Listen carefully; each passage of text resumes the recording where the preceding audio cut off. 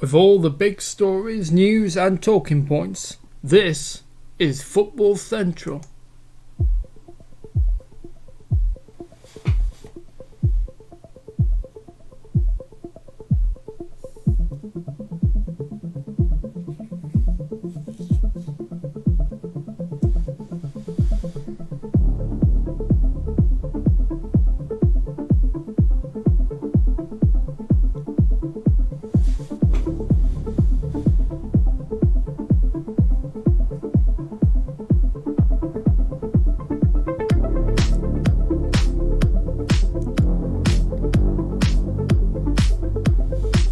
Hello, good evening and welcome to tonight's Football Central with me, TubeMix.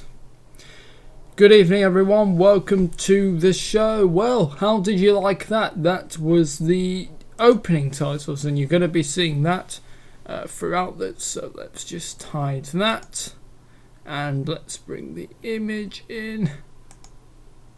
Oh, hang on, or is it the image one? Why isn't that showing up? Oh dear. Right, we're having a bit of technical issues here. Bring the video capture. No, why is that? Okay, that's not working right. Sorry about that, guys. Right, let's remove that. Right, let's remove that. Remove, yes. And let's remove that. Remove, yes. Right, let's try. Sorry about that, guys. We're just having a little technical issue. Video capture device, yes, yes, yep, and then remove that properties.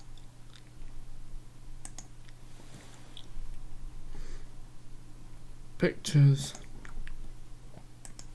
And channel art. Right. Okay. Right, yes, sorry guys. Why isn't that showing up now? That should be showing up. Oh, maybe. Right, let's remove that because I've already shown you the titles. Right, yep. And let's remove that. Oh, bother. Okay. Oh, that'll be why. Because I didn't even have it showing on the image. Right, so let's just get that sorted. Just there. Right, and then let's move me to there. Okay. Right, good evening everyone. Welcome, as I said, to Football Central. Well, we had a bit of technical difficulties there, but first of all, oh right, okay, Sam's gonna be late, but he'll be joining us later. Okay, right, well, I think it's time for me to bring in JLI Wheels, so let's just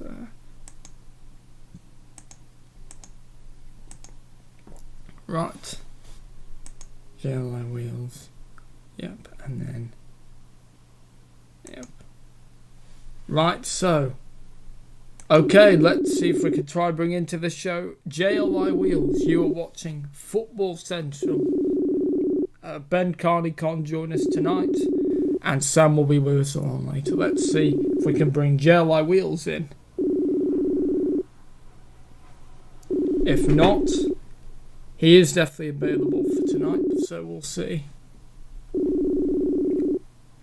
Anyway, what do you think of the titles while we're waiting? Yeah, we thought this is the first full season for us all together, so we thought, let's have some proper opening titles, eh? Right.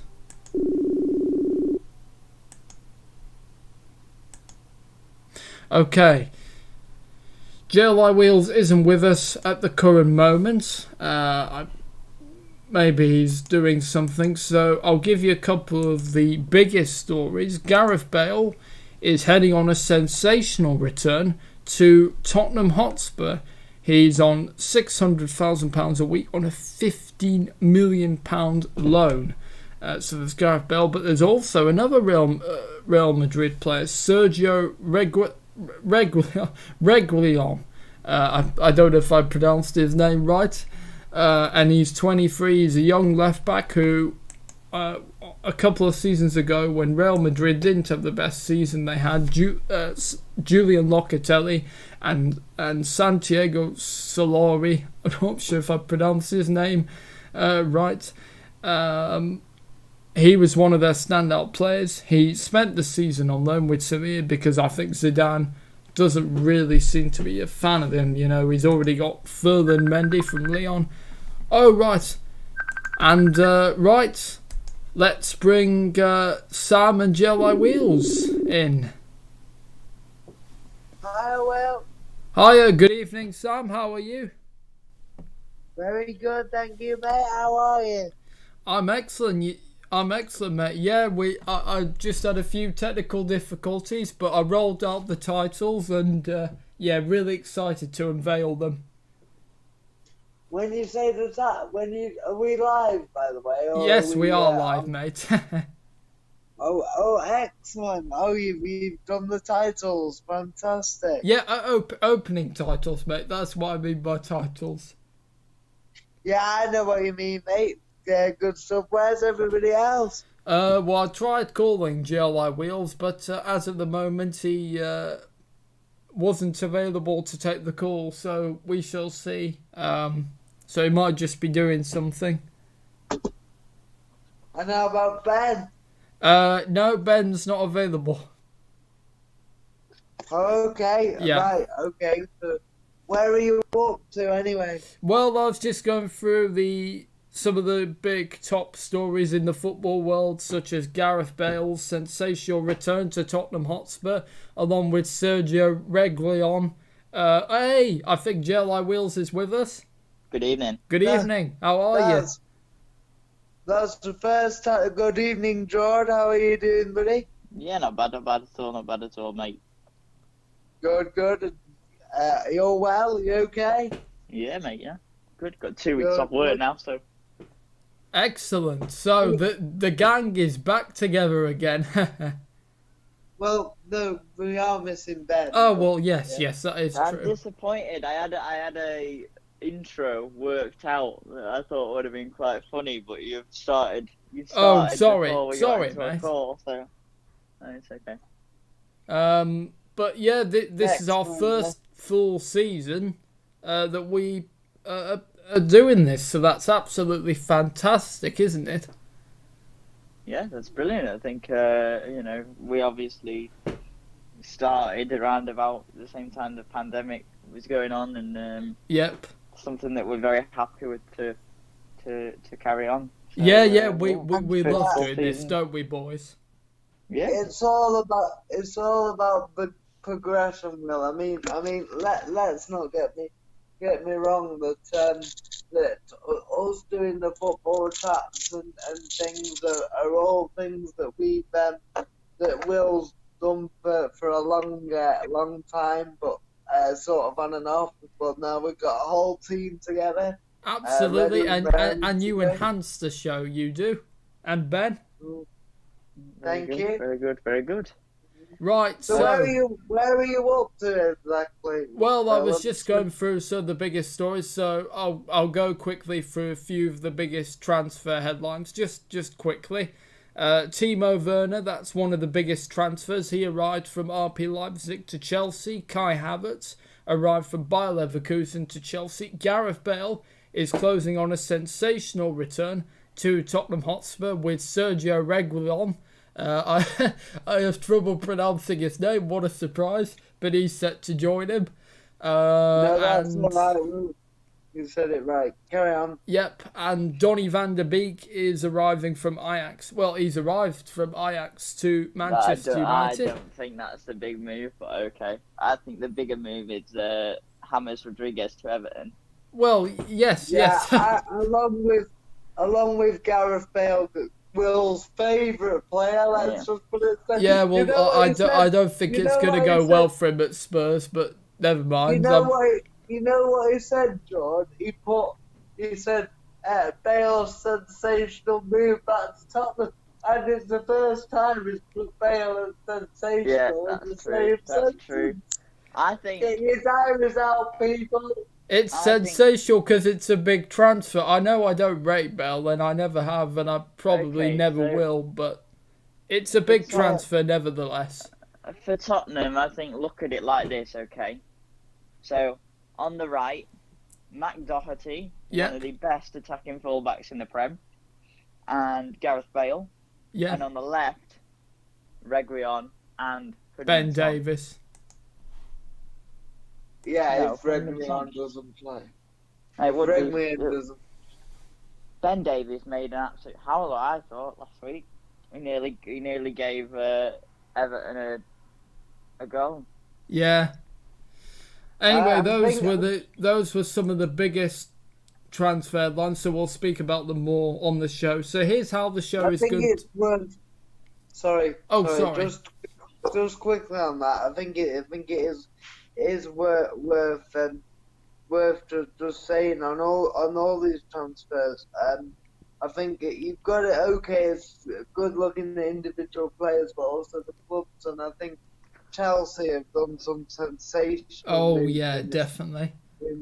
They called it the Galaxy of Stars, the Chelsea have brought, and actually, and I watched them on Monday. George, you wouldn't have been able to watch it. No, I did. I procured a way to watch it, so yeah, I watched the full 90. But I thought Chelsea. I mean, obviously, your signings have got to get used to each other, and you've still got Chilwell and Thiago to come in, and you know. Yeah, but, and he's going to be a solid player, Thiago Silva. Excuse me. I thought Brighton were a bit unlucky. If you look at the instance, Brighton played. I thought Brighton played class. They did play very well. Yes. You look at the instances in the game. So just quickly, because I know Will wants to move on with the penalty that Chelsea gave away. Brighton gave away. And then if they hadn't have given away that penalty and Dunk had scored the equaliser, then it could have been a very different story. I think what Brighton are missing is what Chelsea have got now, firepower.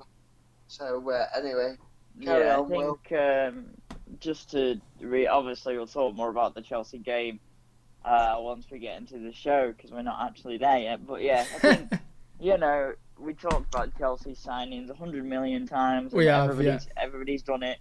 We haven't talked about the signing. We talked about the signings last week when we did the preview. But there's no doubt that Chelsea have some serious firepower and some serious players all around the pitch. But I think Brighton were the better team actually. Yeah. And I think Lallana played brilliantly until he got injured. It was a shame. I think it was a shame. Yeah, I like him. The right I love him. I love him. Why you let him go? I've got no idea. Well, because he got injured. I think he's a unbelievable fullback. That Lamptey, I think he is going to be some player. Yeah, shame Chelsea let him go, didn't they? They were comparing him to Reece James, and I'd have him every day of the week as a fullback. I know James scored an outstanding goal, but I think as an all-round fullback, I think Lamptey is going to be the real deal. It was some goal though, wasn't it? From Reece James. Yeah, it really was. I mean, credit where credit's due. I just think over the course of James is a bit older than is he? Is he a bit older? Can't be that old. I think he's a year older, isn't he? Yeah, and I think in a year Lamptey will be better than James now. I'm not saying James is good, but I just think Chelsea made a mistake letting him go. But, that's a difficult statement, isn't it? But anyway, I'm really excited to get into this, boys. I don't know about you, but absolutely, I've been really looking forward to this, and loved rolling out the titles as well. Would you like me to do my intro now? We're getting into the actual show. Yeah, go on then. Are you ready for this? Hello, guys, and welcome back to TubeMix's Match Talk Live review of the match week. It's This is Football match Central, week this one, but never mind. Oh, mate, I don't care what it is, to be honest. We keep Okay. changing the names all the time. I am your secondary host, Jordan, and joined by me is the... I said secondary, hang on a minute. Joined by me is the very suave, very charming, and a bit creepy, Sam. And also the primary host, the energetic, the... Oh, God, what words? The energetic, the naive, and the very funny Mr. TubeMix. And I'm going to hand over to one of my...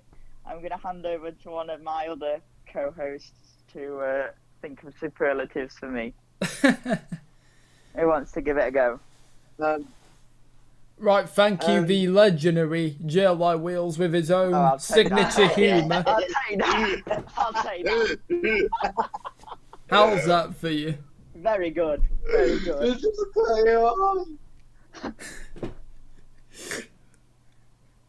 And the also legendary Sam Taylor. There you go. I think super legendary. I think super legendary applies to me. I think I've been grim without me. Those words don't work together. Super legendary. Get your head front your arse, Sam. Anyway, thank you, boys, and it's great to have you on board on this show. So here's how the show is going to work. The first hour we're going to be talking about the transfers, and then the second hour we're going to be looking ahead to the previous matches that have just been played and the week's upcoming football. Well, so that's how the show's going to work. Oh, I thought we were doing an hour reviewing last week and an hour previewing tomorrow and Sunday and Monday. Okay, do whatever you want. Oh, sorry. Well, I thought the transfers would just make sense, really, first. Well, we did the transfers last week. That is true, but Sam wasn't with us for that.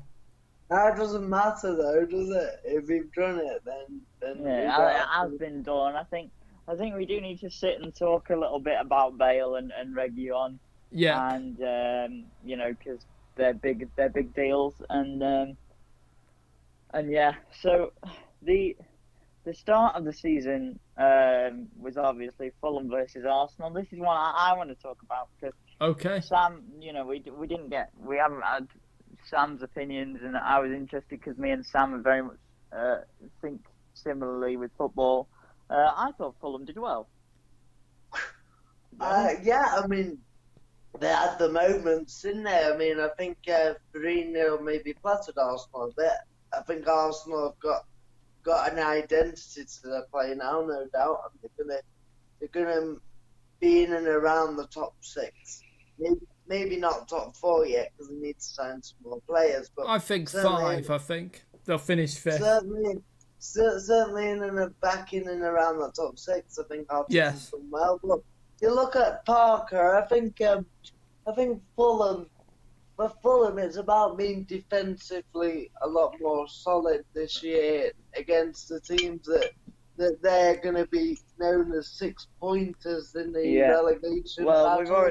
we've already got one. Coming up next week. Well, I think it's tomorrow. Fulham and Leeds. Oh wow, that should be a cracker. It's a nice early one, and we'll get to Leeds at some point because I think we need to have a proper conversation about them. Very impressed with them, but I think Fulham, you know, they had a very clear style, a very clear game plan, and they did well. Yeah. Obviously, defensively, Tim Ream, who I didn't realise even still played in England. You remember Tim Ream from his Bolton days? Yeah. Not sure. Well, have you not been reading the quiz I got you for your birthday yet, mate? I'm gonna say.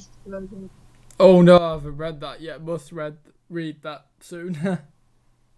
But yeah, so Tim Ream and Michael Hector both had. I think Tim Ream obviously had the more shocking of a game, but Michael Hector also looked a little bit out of his depth in points. You know, in the first goal, what was Tim Ream actually doing? I think it was awful defending, and in the second goal, you know, Michael Hector could have jumped, could have, you know, done something to stop Gabriel from scoring a free header, but you know, it is what it is. With that being said, they did cause Arsenal problems, and Yeah, in the first half they certainly did. And they've got a good side. They do need some more signings, though, I think. Yeah. I agree, but look, it couldn't have. Sorry, Fulham fans, but it couldn't have been much worse than it went under the Kitty. I can't say his name, Jukanovic. Slavici Jukanovic. Slavici Jukanovic. But it can't go much worse. But I think you've got a much better chance of staying up this season. I think if you get defensively more solid, obviously you're going to lose more games than you win. But yes, Scott Parker said that. But I like Scott. I think he's young, he's ambitious, and also he knows the club. He's a defensive midfielder. And what was Fulham's big letdown in the Premier League? Defensively. So let's hope that as far as Fulham goes, because for me, Fulham should be in the Premier League. You know, everybody talks about Leeds, and of course, they're you know, on a sort of par with Tottenham and all these clubs in terms of status, so they should be at the high end. And City and that sort of status Leeds have got. But also, I think Fulham, I've always seen Fulham as a Premier League side club, really. So it's good to have them back in. Absolutely. I mean, you know, they have got some great players. It's no doubt, and Scott Parker is somebody that I didn't realise was into the coaching, and when he got the Fulham job, you know, it just seemed to work really well for him. The tactics that he employed, or is it deployed? I don't know what the correct word is. Deployed, The tactics he deployed were just great, and they did really well to get where they are. You know, also I think recruited very well as well. I think Harrison Reed joining on a permanent from Southampton's a great deal. Mario Lemina. Yeah, that's an okay deal. I don't know too much about him. I remember him at Southampton in his first couple of seasons, and he was a very good player. But I think that obviously they do need some defensive cover, because it just wasn't the best showing. I think Fulham will be okay, but will they stay up? I'm not sure. I don't think so. I really don't. I think it's a difficult one.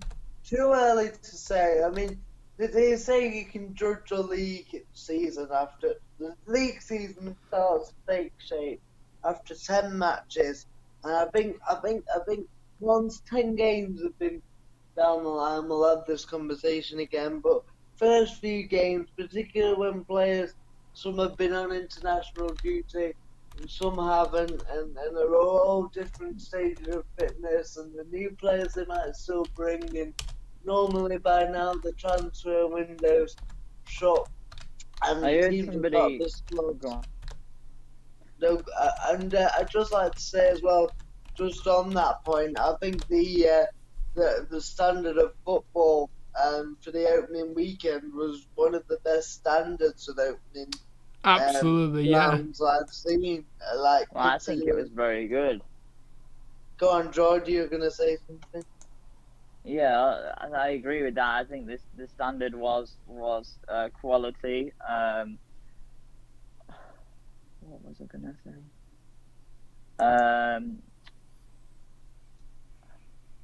I don't remember. All I was gonna say was that, you know, the thing that let Fulham down was defensive. Like we said, I think it doesn't hurt to bring it. They lack that experience. You know, we saw West Brom bring in Branner Ivanovic. Yeah. Chelsea old boy, of course. You know, it's one of them. I think his best years might be behind him, but you never know for a team that are sort of down there. He's a bit of experience. Yeah, that's true. Yeah, I think it's always difficult. I agree with Sam. Fulham are one of those kind of I would call them like a legacy team for me. You know, they've been around the Premier League for a long time. I'm really Arsenal. Obviously, first things first. This week, something I really wanted to talk about. They lost Emi Martinez, which I think to Aston Villa, yeah. Good move for it. Yeah. Great signing for Villa. But I think it's very harsh on Martinez. Obviously, we know Bernd Leno is one of the better goalkeepers in the world. Yeah. But Martinez definitely did very well deputising. Oh, absolutely. Definitely. I agree. The only thing I would say to that is that Martinez is at an age now where he probably wants to play first team football. Yeah. And he'll get lots of minutes at Villa, and he'll probably be their number one. Yeah, especially as Tom Heaton is injured, so. You know, at 28 years old, Martinez, you've got to be playing first team football in any position. So, you know, exactly. For Arsenal, we saw Gabriel making debuts, we saw Willian making a debut, yep, and we saw the return of Dani Ceballos. Yep. I really liked what I saw from Arsenal. I think one of the big things for Arsenal for me was keeping Aubameyang. Obviously Aubameyang, but also Maitland-Niles, because I felt like he was one of the keys to Arsenal's tactics, because there were a number of times where you would see Maitland-Niles firstly all that time playing as a wing back has obviously affected him, because he did drift out wide quite a lot, but he's got the pace and he's got the crossing ability. But the one main thing that I did notice a lot is he would always pull a midfield runner away, so he would make the run forward, meaning that the space in midfield for Arsenal to move. And obviously, when you've got players that are quick, like both your fullbacks and then both your wingers, in Tierney and Aubameyang and Bellerin and Willian respectively, you know, being able to spray those passes out wide is so crucial. Yes. For Arsenal, especially in the way they want to play. You know, we look at the first goal, we've already mentioned it, bad defending. To me, I mean, you know, not much got said, but the initial first save from the Fulham goalkeeper, I thought was a good save. But, you know, you can't. It's a poacher's goal from Lacazette. Again, like we mentioned, the corner, free header, really poor. But the third goal, from Aubameyang. Oh, yeah, that was brilliant. He does not get any worse, does he? He only seems to get better. And, you know, there's so much that can be said about that. And we've heard today that he had an quote end quote incredible offer from Barcelona, and he turned it down to stay at Arsenal, which says everything. Yeah. Like, did it? Is that true? Is that true? That's the first I've heard of that, actually. Sky Sports Transfer Centre. Right. I have that on all the time just to look at what's going on. And Martinez said Aubameyang's been scoring those type of goals for him in training daily, so... Yeah, I mean, you look at the only thing I would say about Aubameyang, sorry to cut across you there, George, just going back to him, is Barcelona aren't the club that, you know, Barcelona aren't the club that Barcelona, I know they're still a massive name, but they are struggling. So, you know, if Basel, I'm sure if Iniesta had still been there or they were still playing as good a football as they were then, he probably would have left and gone there. Yeah. Because he would have been crazy. But the fact that they're not, there's a lot of, yeah, all right, they've still got great players, but there's a lot of unrest within the club, not just with the Messi situation, but with the board and the president. And it's a bit of a club in turmoil, where Arsenal just won a cup, Arteta's Community come Shield in. as well. Yeah, and I think if Arteta hadn't come in and the manager hadn't shown a clear pathway, then maybe Aubameyang would have signed that new deal. In fact, I'm sure he probably wouldn't have. No. But he's obviously seen enough from what he's seen to see that Arsenal are going in the right direction. Yes. Yeah, I would agree with all those points. Obviously, Fulham in the first half, it was an open game, but as soon as the first goal from Lacazette in the 8th minute, I think it was pretty much, and then Arsenal just really ramped it up and just, Fulham couldn't get out.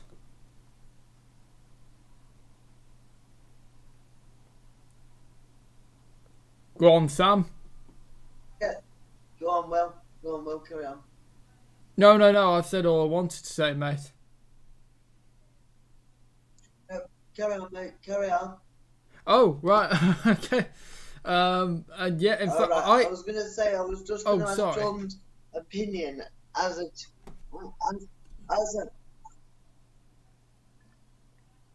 I was going to ask John's opinion as a Chelsea fan, what he thought of William's move from Chelsea to Arsenal, and whether he felt a bit disappointed that he went to Arsenal and didn't leave the Premier League or go to a club that probably isn't in his direct competition in the same league as Arsenal, having played for Chelsea all those years. It goes to one of your biggest rivals. Well, I think the thing is with Willian is he's a quality player, but he's in his 30s now, and it's a difficult one because I think he was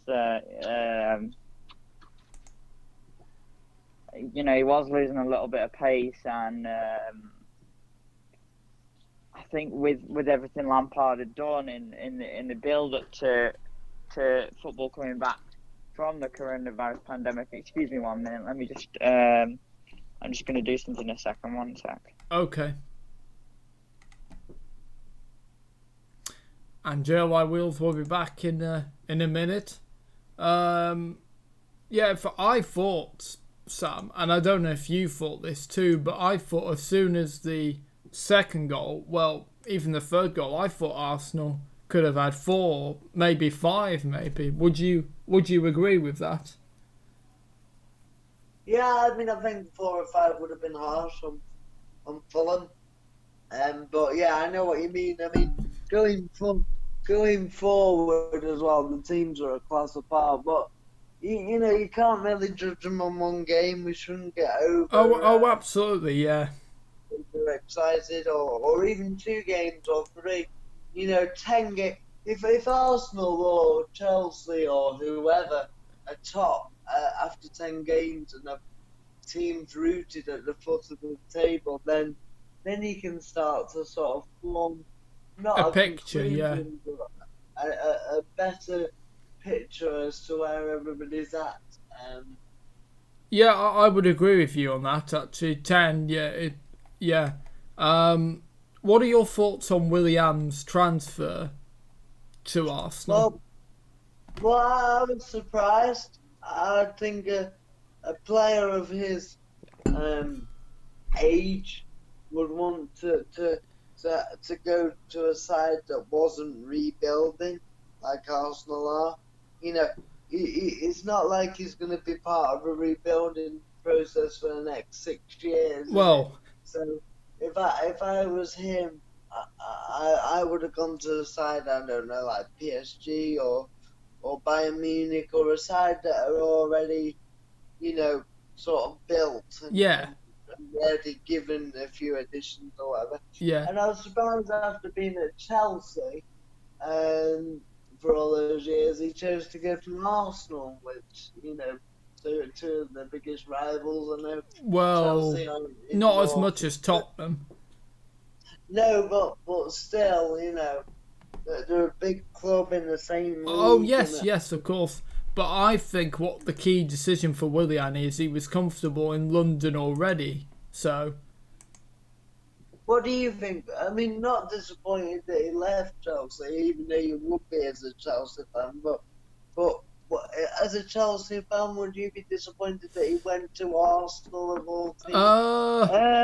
oh, sorry. Oh, Well, I'll be like 30 seconds and then I'll be back. oh, right, okay. As a Chelsea fan, I'm not sure. I think I'd be divided because, yes, Willian's still got the pace and still was banging in quite a few of the goals last season. But, yeah, I don't know. With all the signings, you know, perhaps another key decision for Willian is, would he be playing? Would he be starting? You know, you think with the signings of Timo Werner, Ziyech, Tammy Abraham.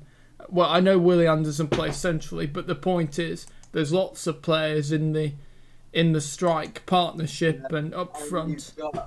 You've got Pulisic now. Yeah, exactly. Hudson-Odoi and Loftus-Cheek can play there as well. So, would Willian be starting at Chelsea? So, I think for Willian, it does sort of make sense, I think. Well, it does make sense to move on, but did it make sense to go to Arsenal? Well, if he's comfortable in London and, you know, his family is settled there and he likes being in London and, you know, it does make sense, really. That, to me, is how he made the decision. Yeah, I mean, I suppose he won't go to Tottenham because of his Arsenal. Oh, no. You'd be a very brave man to go from Chelsea to Tottenham. I mean, Sol Campbell, you think of his famous transfer to Arsenal to Tottenham. He was a very, very brave man. And he was Tottenham captain. He was, yeah. So, no, I think Willian would have known very well that going to Arsenal would leave his relationship with Chelsea in the best terms. So, even though they are rivals, so that's my view on it. You don't think he could have gone to Crystal Palace or something like that? Yeah, but he might not wanted to play for... Look, Palace are okay as a mid-table side, but are they likely to win trophies? No. But Arsenal, they've already got the Community Shield, they've already won the FA Cup. I think they could do well in the Europa League and win it and get back into the Champions League. So that's what you have more chances of winning trophies at Arsenal than Palace. So for Willian, that's another key to his move, in my opinion. I can't argue with it. Yeah, no, you're right. Yeah. So I think it's a range of reasons, I think, you know. If he's settled in London and his family is, he's still playing in the Premier League, which he obviously enjoys and knows it's fitted to his style. And the way Arteta's doing at Arsenal, it's probably a different range of things for me. And as a Chelsea fan, I think, well, I'd just say, thank you, Willian. You've deserved it. You've been a great player for us over the years. Right. Good okay, luck, and yeah. Sorry about that. So yeah, what are we on about? Willian. Yeah. I don't know. I like him. I think he's got class. He's got flair. But is he Ziyech? Is he Pulisic? Is he at his best? Yeah. Yeah, I agree, but I think for him, it was going to be a thing because he's getting older now that he would have been phased out. Yeah. So I think it was the right move for him to make, for me. Yeah. To be honest. So why has he gone to a team? So why has he gone to a team that's rebuilding and not gone to a finished article type team? But the thing is, are Arsenal rebuilding? Yes. Yeah. Because I don't see them like that. Yes, they are rebuilding. Arsenal are rebuilding. You look at where they finished last season in the league. You know, I know Arteta came in and did good, but they're rebuilding. They're getting their And identity he's getting his own back. players in as well, Because not just Emery's. I don't see Arsenal as rebuilding because, you know, they've bought in players in positions that needed strengthening. Yeah, but that's anyway. part of a rebuild, surely. I think that they are building on what they already had. I think a rebuild just, you know, finding this new identity for the team, and yet they already had that last season. They were already finding that last season. I wouldn't say. Yeah, no, they were finding it, but they finished eighth. Did they finish eighth? Oh, do you know, I can't remember. They finished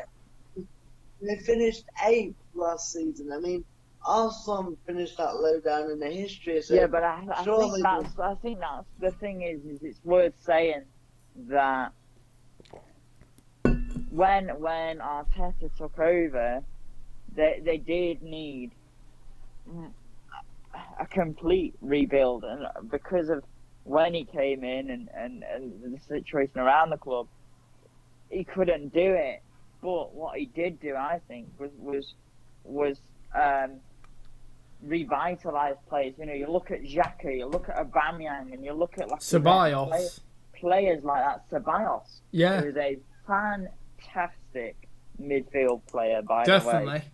You know, I think saying that Arsenal are a club in the middle of a rebuild is a little bit disrespectful to the job that I have to disagree with you there. I'm sorry. What are they doing other than strengthening positions that they needed strengthening anyway? Because would you say, okay, so Lampard at Chelsea, right? What he's doing, to me, is a rebuild. Yes. Because he will need to bring in goalkeepers, defenders, fullbacks, midfielders, attackers, wingers. He's brought one player in every single position. That, despite whether they play the same way or not, is a complete and utter rebuild. Okay. Which is already started. So, yeah, that's true. Right, okay. And then, for Arsenal, brought in a new defender. They've needed one for years. Willian. They've needed a new defender for years. The signing of Willian, I think, was I don't know really. I don't know about that one. I think they needed that wing player. You know, they've got Reece Nelson. They haven't really got a senior option. No. At right wing for me. And if that's the way that Arteta wants to play, then fair enough. I think that it's more about realizing where the weaknesses are and building from that. Would you say, okay, let's put it like this, would you say that Steve Bruce is rebuilding at Newcastle? No, he's added. Yes. Exactly, right? Exactly. Because Newcastle didn't score goals. Yes. They added Callum Wilson. They didn't have Ryan Fraser. They didn't have a decent full-backing outlets. Decent outlet full-backs. So they brought in Jamal Lewis. They lacked depth on the wing. So they brought in Ryan Fraser and they brought in Jeff Hendrick. Yeah. Now, what I really like, to be honest, I think that Newcastle have done amazing business. That to me, they have, yeah. That to me is building on what they already have now, because Steve Bruce has been there. You know, that isn't as much as he's pulled up the roots of the team in a way. In some senses, he also hasn't, because he's building on what they already knew they needed anyway. So what they already had, which was a strong defensive unit. You knew that there was nothing wrong with the work ethic and that's true. So what I'm saying is, I think for Arsenal you could say it's a complete rebuild if, let's say, you know, they're talking about Thomas Partey from Atletico and the Lyon player who I can never pronounce his name Houssem Aouar, right? That's him. if all them come in, if Awar and Party. come in, Yeah. and then you've got Willian and Gabriel and whatever, and a new goalkeeping option because they need it, Yeah. then I would say it's a rebuild, because that's almost the entire team replaced. Yeah. However, right. for me, all they've done is filled in glaring gaps from last season, and they haven't actually got rid of too many. No, because Socrates is still any, there. I don't Kolasinac. Socrates is still there. Kolasinac, all the players. Ozil. I think they will Yeah. get rid of a few. Guendouzi, Torreira. I think Torreira's on his way. Yeah. Kolasinac is supposed to go. I think Socrates, I thought, had already gone actually, because apparently agreed a fee with Napoli for him. So I think it will get to a point where it is a complete rebuild if they bring in. But I think it's more of a phasing in of players. Because I don't think it's. Could we call it a phased rebuild? Yeah, Yes. Okay. Yeah. I don't think it's as a half rebuild. Saying, there you go. I don't think it's as blunt as black and white as saying it's a complete rebuild, because he's built on what he's already got. Oh yeah. It's not a complete rebuild. It's a half rebuild. Maybe I think what we're forgetting here as well is maybe it will be a. I agree actually now with what John's saying. I think it's in fact I agree with Movements. I think it's a phased rebuild over time. But what I would say is we might be having a different story if we hadn't had the coronavirus pandemic, because you look at Arsenal, they've laid off 70 staff, which by the way I think is disgusting. Well, yeah, but Ozil refused to pay good, so they didn't have any choice. That's not the point though. They brought in Willian for all right. Was he on a free transfer, yes. Willian?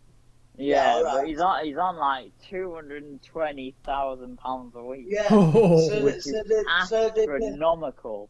So they paid him £220,000 a week for his wages and laid off 70 of the most loyal staff. For me, that is completely wrong. Like the football clubs, Will and John, are not just all about the football. Oh no! I get that. I agree. I completely understand, and that's my only thing about the Willian deal is like,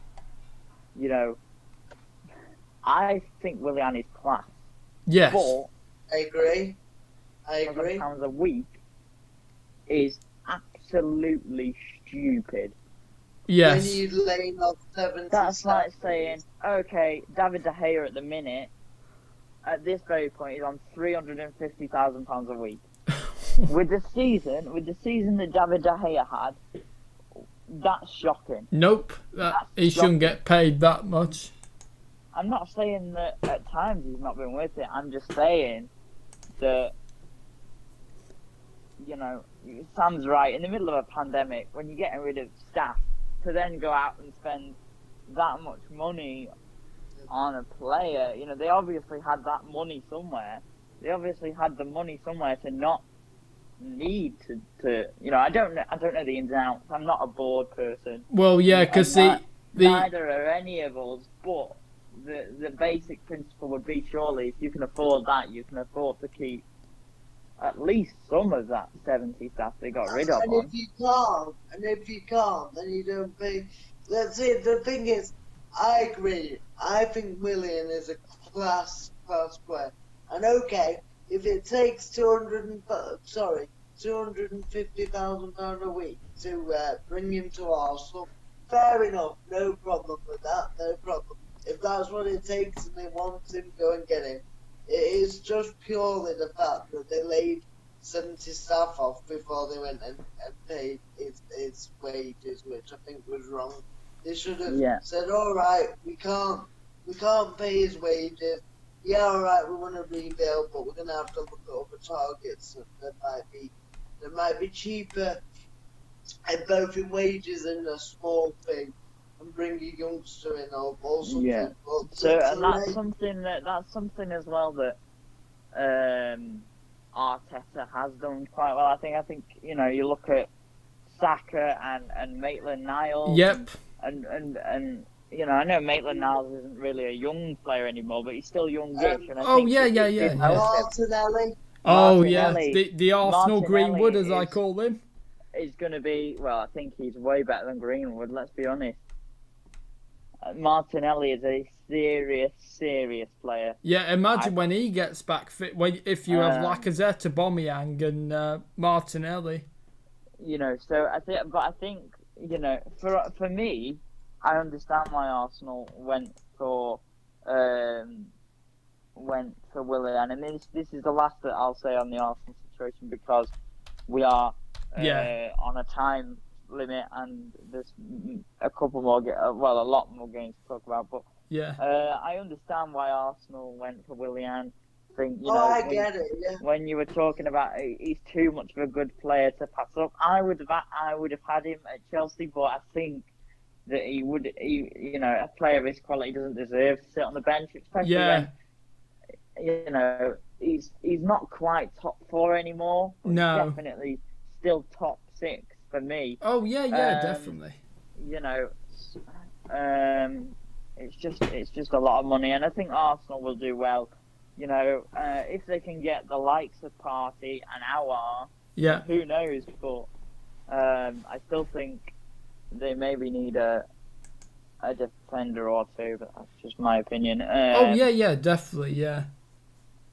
But yeah, so that's Arsenal for me. Anybody got anything else to say on Arsenal? No. I think we've said all that we need to, so let's move on. I'm just going to go to the gentleman's room, so I'm going to put you on mute, but carry on. Okay, well, we'll carry on. So, what game do you want to talk about next? There's quite a few. Leeds v Liverpool. Liverpool, yeah. Okay, that's completely fine. Yeah. So, I mean, what a crazy game. Yeah, loved it. Didn't want it to end. I think the long and short of it is Leeds took risks against Liverpool. They did. That's why Liverpool didn't know what to do. No. And I think it was we know how good Bielsa is. We've heard Pep say about him being one of the best managers. We've heard Klopp say that sort of thing as well. Yeah. But we know what Leeds have got. And in terms of what they've got as well, my personal favourite Leeds player is Calvin Phillips. I was watching match of the day 2 in preparation for this. Yeah. And Jermaine Genius was calling him like a quarterback, and I think that's absolutely correct. Not only did we see a great game, we also saw, for me, there were 2 great goals. The first one being Jack Harrison's very good, yeah. Mo Salah's half volley. Oh yeah, that was phenomenal brilliant. Finish because he took it down with one foot and hit it with the other. Amazing. I think it was bad luck for Leeds. Rodrigo, It was, the record signing, just stuck a foot out. I think it's always the right thing to do to try and challenge, but obviously he missed it quite considerably in my eyes, and that's disappointing for him. But there's not much you can say about Leeds in terms of their performance. They played quality, and they did, yeah. They caused Liverpool problems for everything they did, and I think that was the main thing is when an unknown quantity comes into the Premier League, you're in a situation where you don't know what to expect, and I think you can watch Leeds day in day out on all these different machines that all these different software that Premier League teams have, but it's different when they're actually playing in front of you, and I think Liverpool saw that because they played well, and I think Leeds have brought in well, Robin Koch, or however you want to say it. They were say calling him cock on. Yeah, I know. He's always going to make On me Match laugh of the when you Day. have a name like that. So yeah, Robin Koch did well. So well, he didn't do well. I mean, but other than that, Jack Harrison coming back on loan, I think is a great signing, and Rodrigo is a great signing. So Yeah. I think they'll do fine, and Liverpool. To be honest, I was a little bit disappointed with their defending. Yeah. But again, it's difficult. It's the start of the season. They could go on and not lose a game from this point. So Yeah. you never know. But for me, it was a disappointing Liverpool showing. Yeah. They have just signed Thiago today, though. So I think that's gonna help them. Yeah. That's a good signing for them. Very experienced player and a player who was obviously part of the Bayern squad who won the Champions League. So Yeah, absolutely. I mean, I think my only criticism of Liverpool, and I said this last week, but I think the Thiago signing is a phenomenal one. yeah. My only criticism of Liverpool was that they didn't have much squad depth. Yeah. But they brought in Costa Simicas from Olympiacos, who seems like a great fullback, and I think it's good for Robertson because there's no way that the likes of there's no way that entire back four and that entire team in general is going to be able to play a full 90 minutes every week from September to May. So having that kind of that depth is important. I think you look at the wing options. We've heard today, or again, it was something that was announced today that talks are going on between Liverpool and Jota. Yeah. Wolves is Diogo Jota, which I think would be a good signing. Oh, Jota. Yeah, that's it. Yeah. He is a very, very good player. Absolutely. Yeah. I think doesn't deserve to sit on the bench, but that's just my opinion. No, but Wolves have already got some very good quality players, haven't they? Really, it's tough. He probably would sit on the bench because let's face it, Mane and Salah are Firmino, yeah. Up there with the best in the world. Not so much Firmino. I think he's more. I think you need a out-and-out goal scorer for me to play at striker. Well, okay, but he's part of the front three, is so. He to me is not an out-and-out goal scorer, but yeah, I think it was a good game, and I think it was obviously the most exciting game. And I don't know, like Sam said, it's hard to. Yeah, I think we said all that we've said about that, really. The 3:00 game, Southampton versus Palace. Yeah. I think Palace had 5 defenders out for that game, and they still managed to win. Obviously their goalkeeper had a phenomenal game. Yeah. The save from Che Adams. The save from Che Adams was a favourite for me because he hit the shot quick on the turn. I genuinely, how he saved that, I don't know. Yeah. Seriously, what a brilliant save. Yeah. I think a lot can be said about Palace's recruitment as well. It's like, the point of what I was trying to say before with Arsenal was like the kind of the steady build. Like, I feel like obviously it's a little bit different for Arteta because he's a player that came in mid-season, and but I still view it as a steady build.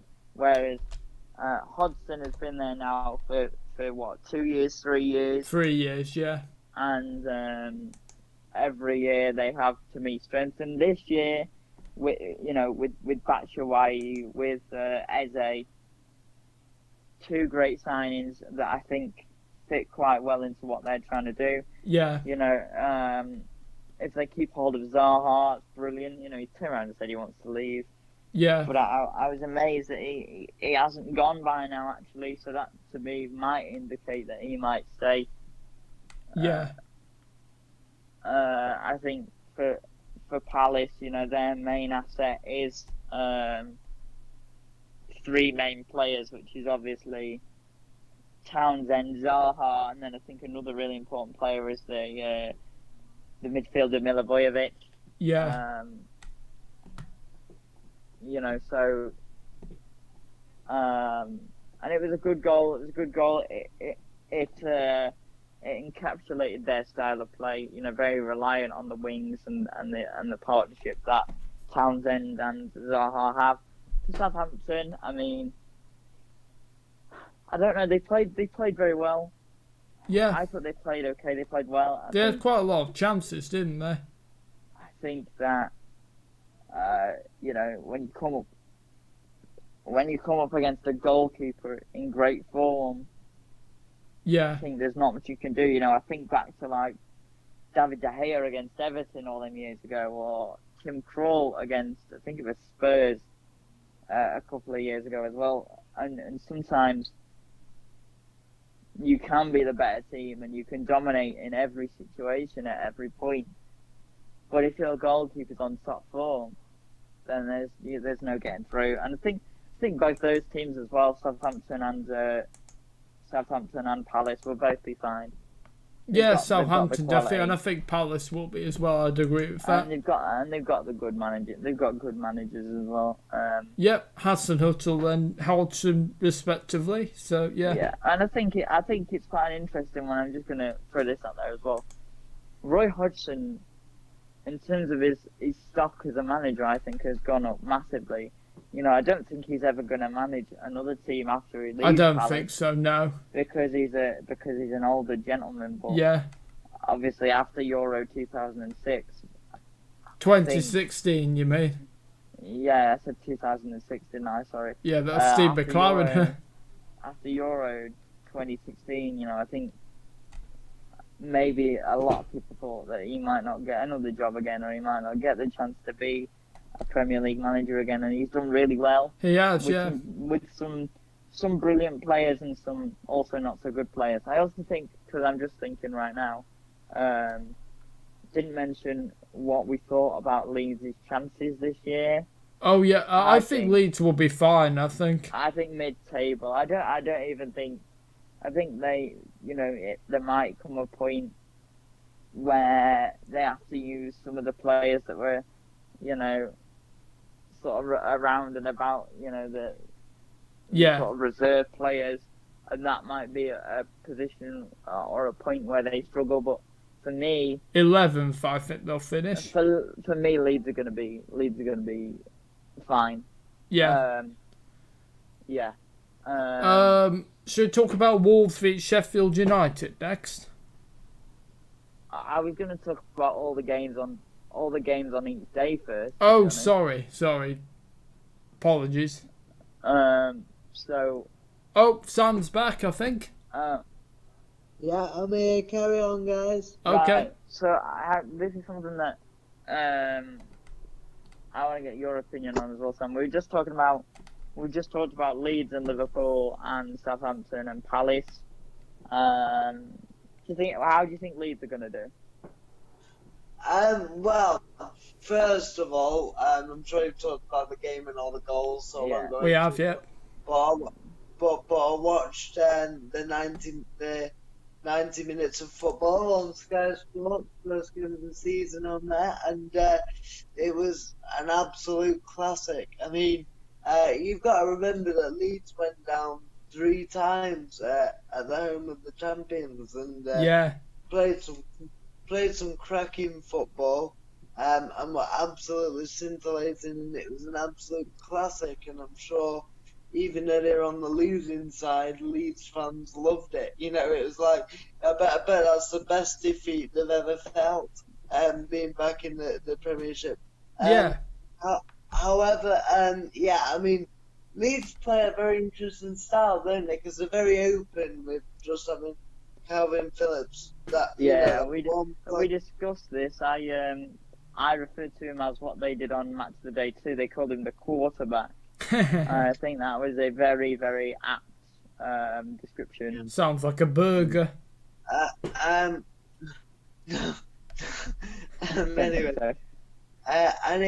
So, and I thought Leeds were amazing going forward. Obviously, questions defensively, but we'll leave that because they had Cooper out, and obviously, Ben White's left, and also they were playing against probably the best strike force in Europe. So Yep. I actually think that Meslier, their young goalkeeper, only 20, did very well. I agree. It's going to be interesting with Leeds again. You can't, playing Liverpool at Anfield, even though there are no fans, they would have been very pumped up, and they clearly play some great football. I mean, everybody's right about Bielsa. I just heard you before I went off air saying that other managers have praised him, and rightly so. I mean, you think about, we talked about rebuilds earlier in the show. And Bielsa's largely done it with the players he had. Really. Oh yeah, I think that's a good example of a rebuild, the Bielsa, because you look at the types of players that Leeds were able to bring in, and now it was players in all sorts of different positions, but also from different countries as well, which isn't something that a lot of championship clubs do.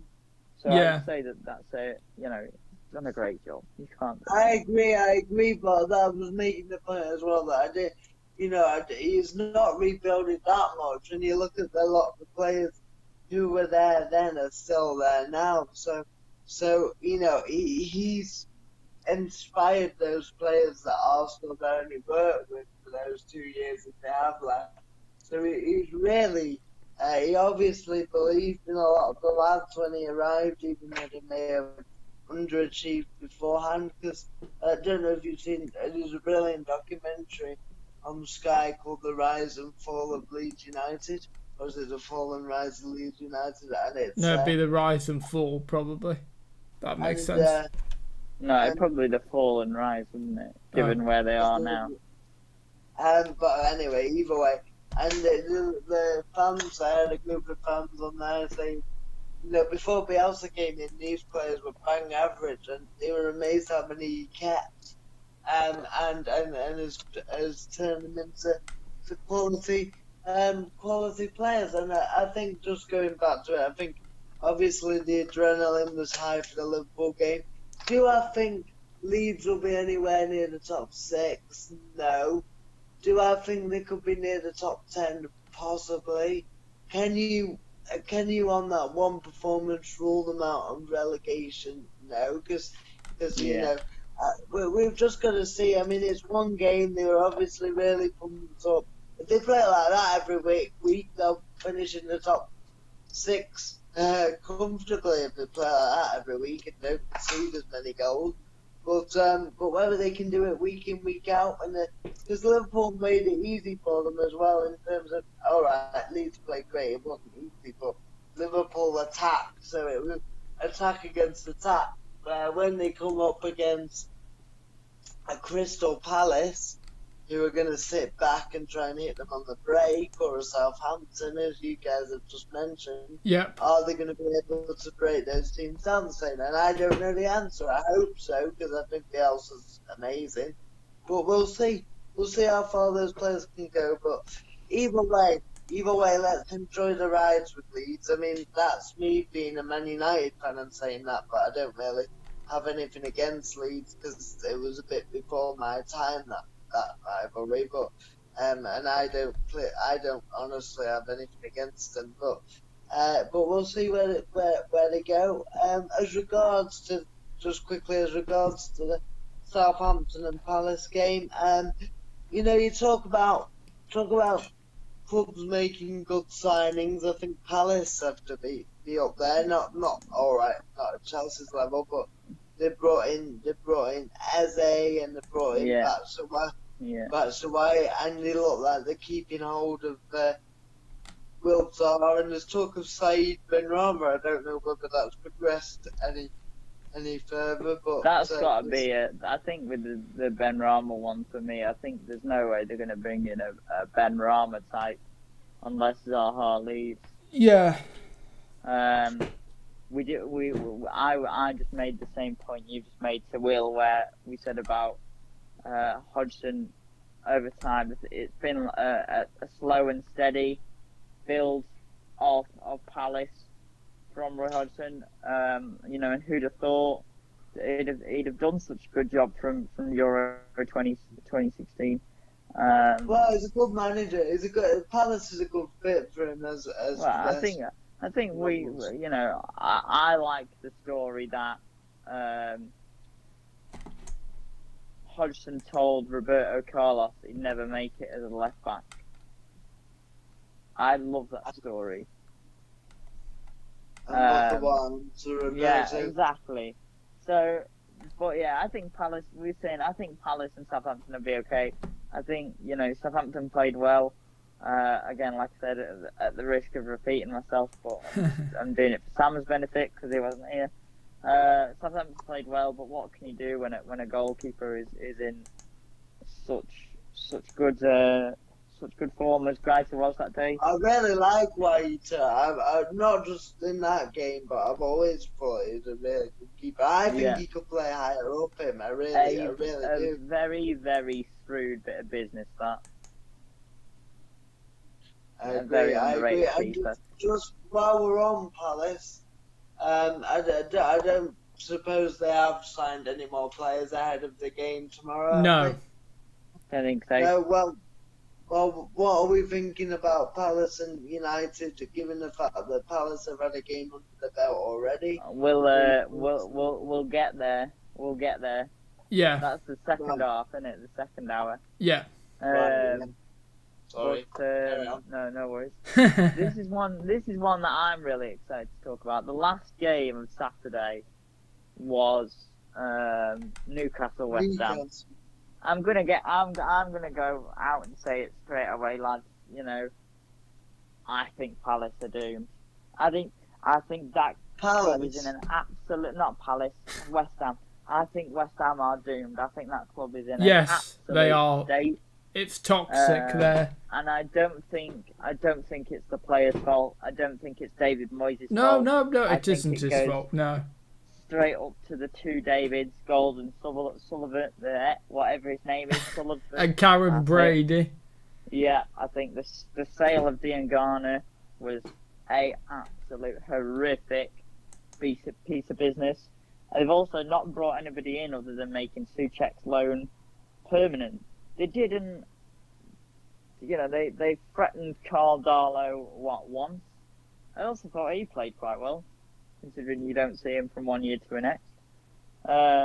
And Newcastle just looked great. I think, you look at the business and that Steve Bruce is able to do. Yeah. A consistent talk is about whether it's a rebuild or you're building on something, and Steve Bruce built on a absolutely bang average team. Yes. Made them into something that I think, they're not going to be European chasing, I wouldn't say. But you're still talking, top half of the Premier League.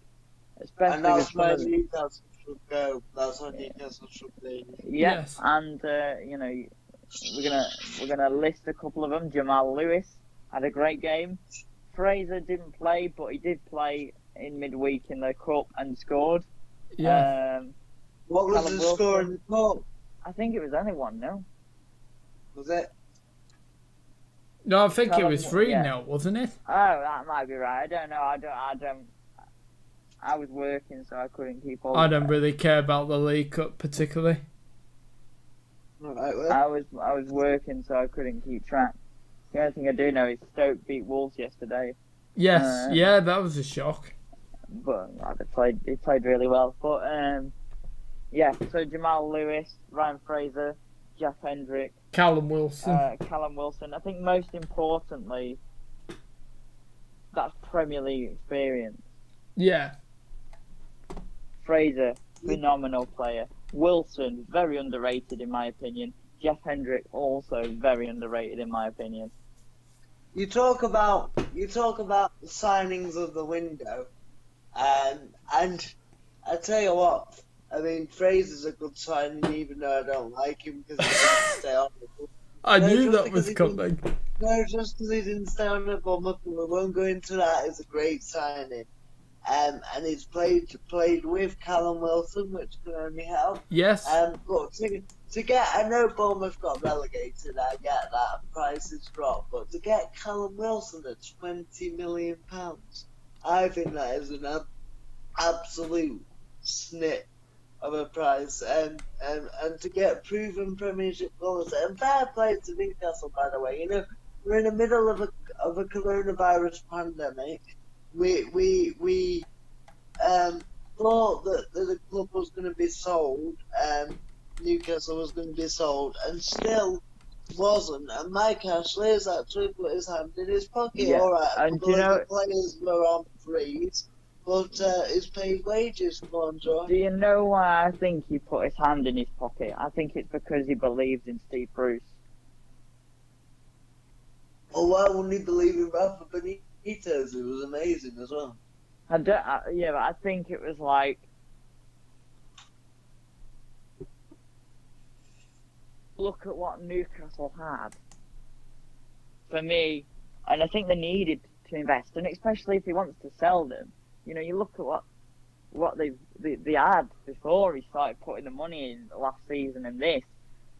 They had nothing. They were poor, 15th, 14th place team. And if I was a buyer, I wouldn't be touching them. But now, you look at Sam Maximan, Wilson, Fraser, a couple of more signings, more good solid signings with Premier League experience. You could be saying, okay, let's try and push for Europe. He's not. I don't think that'll be this season for them because I still think they're a little bit top heavy and they haven't got much in midfield or in defence either. But yeah, I think that he did have to spend, but I think it also helps if you spend and it's a good point, isn't it? I shouldn't have said that about him believing in Steve Bruce because Rafa Benitez is arguably a better manager, but I think you can tell that Bruce and Ashley get on better is what I mean. Yeah, so maybe Benitez asked for too much money, so... Well, it depends what he wanted to do. But yeah, I think Hendrick and Wilson linked up well. I think Jamal Lewis and Sam Maximan are going to be an absolute handful on the wing. Yeah. And I think Jeff Hendrick's second goal, by the way, I haven't seen many people going on about it. But what a finish. What a finish. And also, I'd like to say what Jeff Hendrick brings to not just Newcastle, but is my type of player, because I play a bit like Jeff Hendrick in my football, where he's not, when I say my football, I mean my power type football, but he's not the most skillful, he's not the best at anything, but he gives you 7 out of 10 every single week, and you really do need that in your team. And I think, I think Newcastle, I mean, they're not going to keep Sam Maximan, I don't think, but beyond the end of this season. It depends how well he plays, but I can't see it either because he's again. We've said it about a couple of players already. He's a serious player. That boy can really play some football. Yeah. And he stands out because he's different from any other player Newcastle have got as well. He's that player you give the ball to, and alright, I think at times he doesn't know what he's going to do with the ball. I think you can tell that as well. He reminds me a bit of, Yannick Bolasie when he was at his best at Palace. Absolutely. That is what it is, I think. Yeah, it's similar. Like, you just don't know what you're going to get. I think if he knew what he was going to get, I think he'd be all right. But even he doesn't know, does he? Bless him. You know. But yeah, nothing else to say about West Ham really. Yeah. I didn't understand the team selection either. You know, you spend £45 million on Allaire, and he sat there on the bench. Yeah, but Ale started well. Ale, however you pronounce his name, he started well, but then he dropped. Yeah, but it's a new Because the season, team isn't it? dropped. The team dropped, but like, you've got to look at it. If, like, I don't know. Let me give you an example. So somebody like Bebe that played for United. Oh, what an example of a player. Bebe. Oh, he's funny. So somebody like Bebe, who was terrible, but he didn't play terrible because United played terrible. But with Allaire, I think it's a bit harsh because I think the team dropped, which made his level drop. You know, the whole team was. Oh, okay. Well, fair enough then. No, I think you're right. I think if Allaire was surrounded by better players, he would be very good. Because we saw I it. agree. We saw it in the Eintracht Frankfurt team. You know, there were some good players in that, but no better than in West Ham's team. And yet, somehow, he was obviously scoring goals, and that's to do with the service, Confidence as well. in the players as a. But yeah, to me, West Ham are gone already. Yeah. I don't think you can say they're gone already because we've only had one game in the season, but on the pitch, but certainly off the pitch, they are in bang trouble. And I think the owners have had stick in the past because I think they have spent money, but I think this year I can't defend them. I always thought that like it's quite interesting for me because to me, Golden Sullivan, especially since the sort of the Bilic era onwards to Moyes and then Pellegrini and now Moyes again, they have done very well to spend that money. You know, has every signing been brilliant? No. No. Has it improved West Ham? Yes. Like you look at their team on paper and you think, God, they've got a pretty good team. You know, they've got a team that could stay up. But something always just goes wrong. Something always just happens to West Ham. And I don't know what it is. I couldn't quite place it.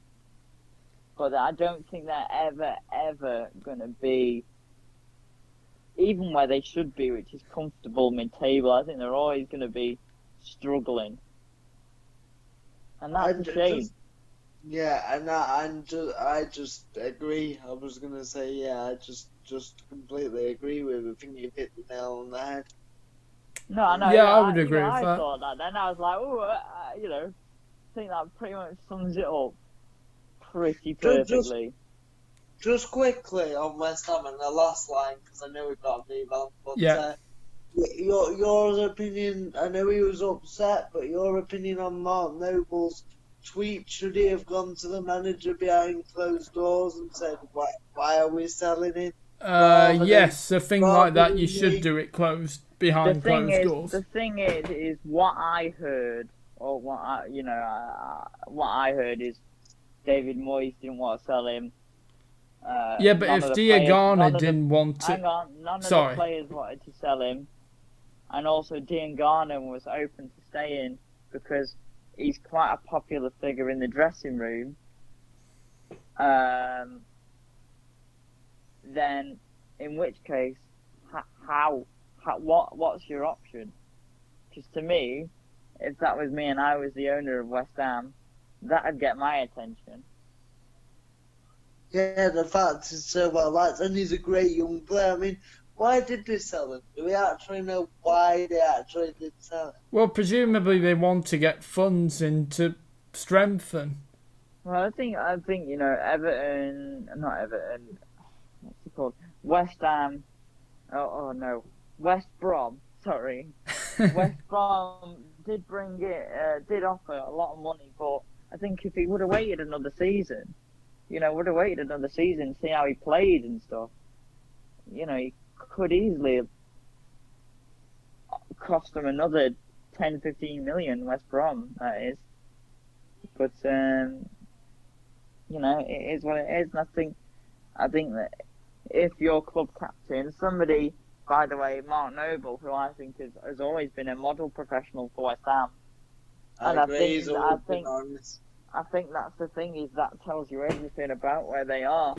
Yeah. And I think, to me, you can't base it off of 1 week. But I think They're doomed. if you were gonna, I would say Fulham, West Ham, West Brom. and the team we're going to talk about next, which is West Brom. Yeah. So yeah, let's do that. What did you think about West Brom first, Sam? Started very well. I watched the game. In fact, there were 6 games on Sky over the weekend, and I watched all 6 of them. Started very, very well against Leicester. Leicester, Everton, again, mate. Players. No, it was Leicester, not Everton. Oh, sorry. Who did Everton play again? Sorry, I Everton forgot. played Tottenham. Yeah, sorry, that's it. Sorry, carry on. Yeah, started really well. West Brom knocking the passes around. Leicester looked a bit leggy, but again, everybody's at different stages of fitness. But I do think that once after half an hour, Leicester just controlled the game, and once Leicester woke up a bit and got the foot on the ball, Yeah. West Brom couldn't get near them. They couldn't get Pereira in the game, which was an issue for them. And Leicester just swamped them out. Their new right back, left back, because apparently he can play both. Yeah, both Timothy can't pronounce his name either. Timothy Castron. There we go.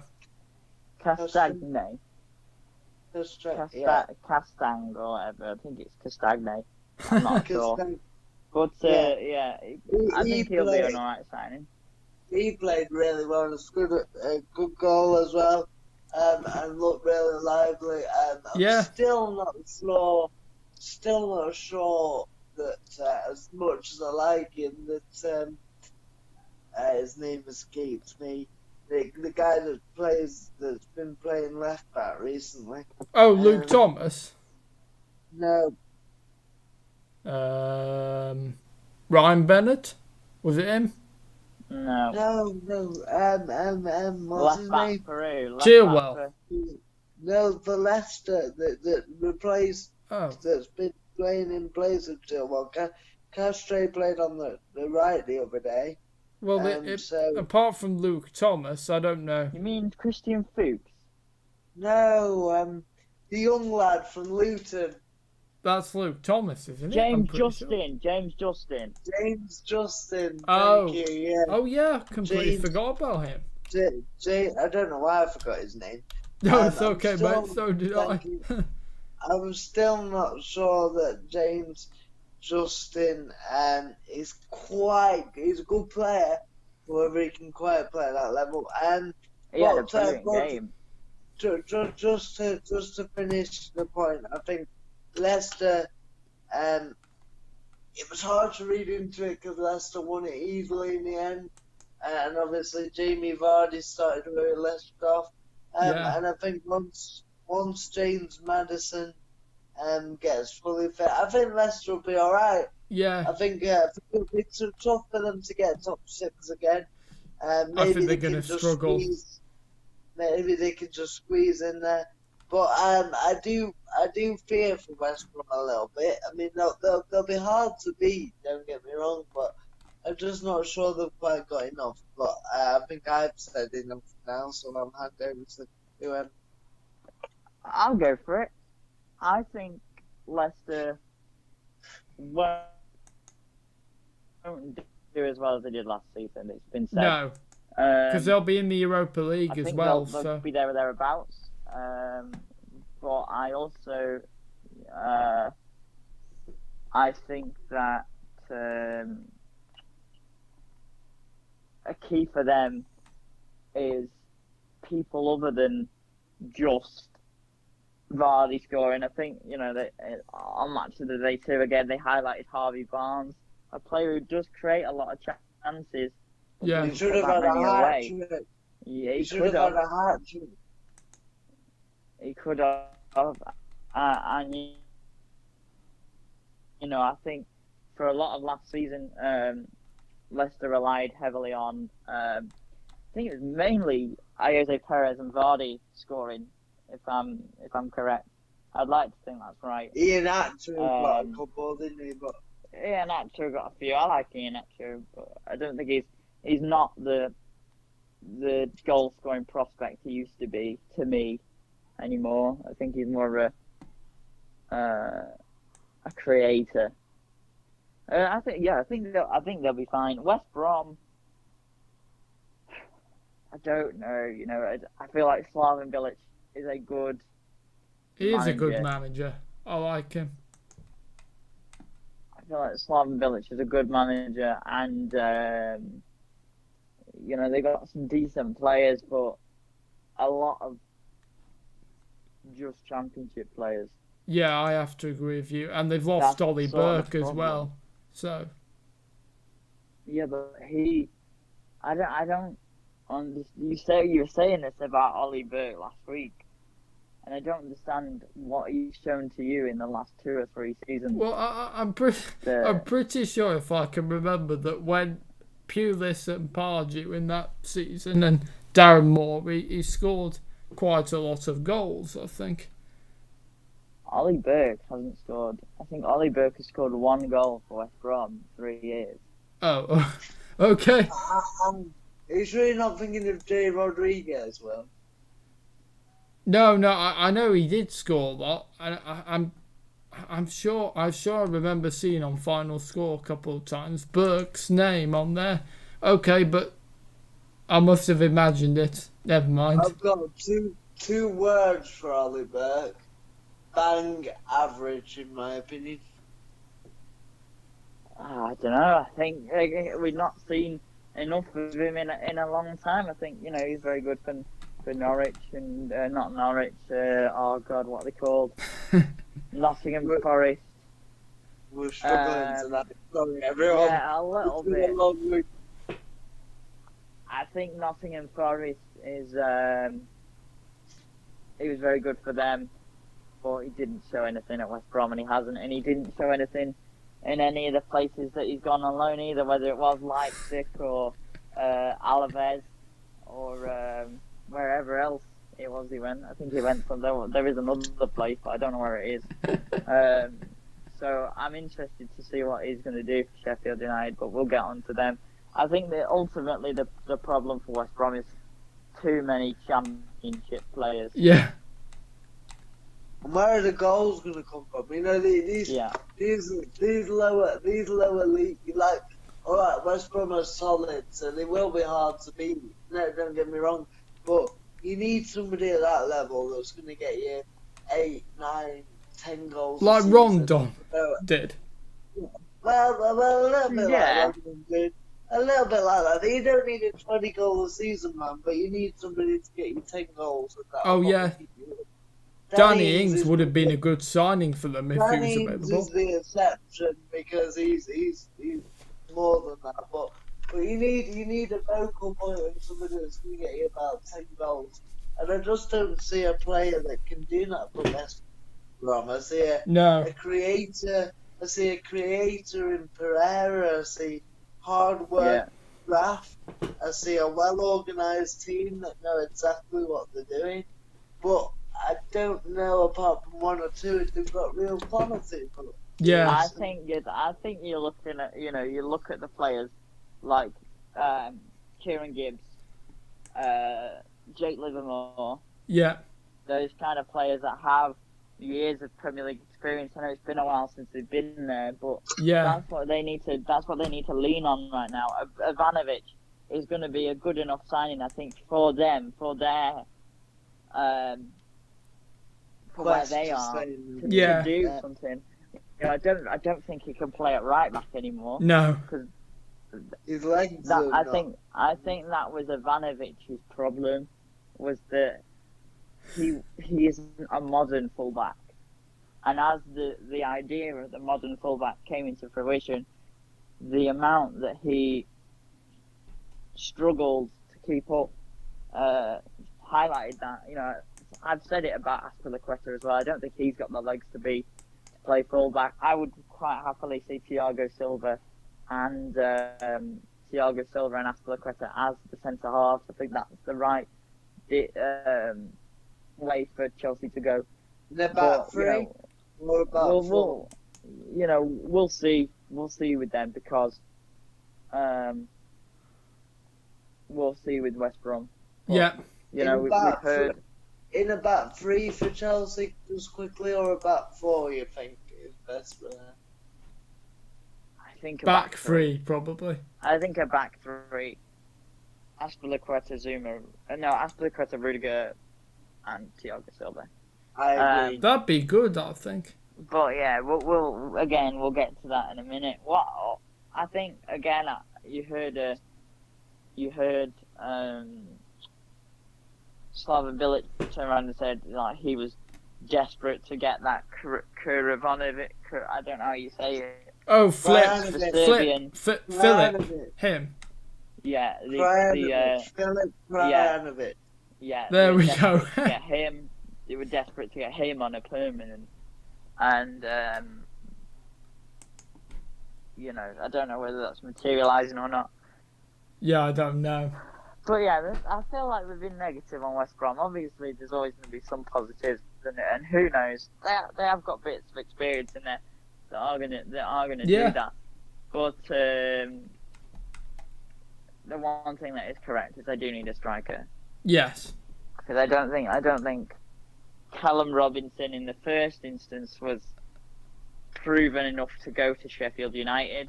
I definitely don't think he proved himself at West Brom when he was on loan back in the Championship again. But yeah. So I think West Brom will go down. Yes. I think Leicester definitely will just be okay, kind of.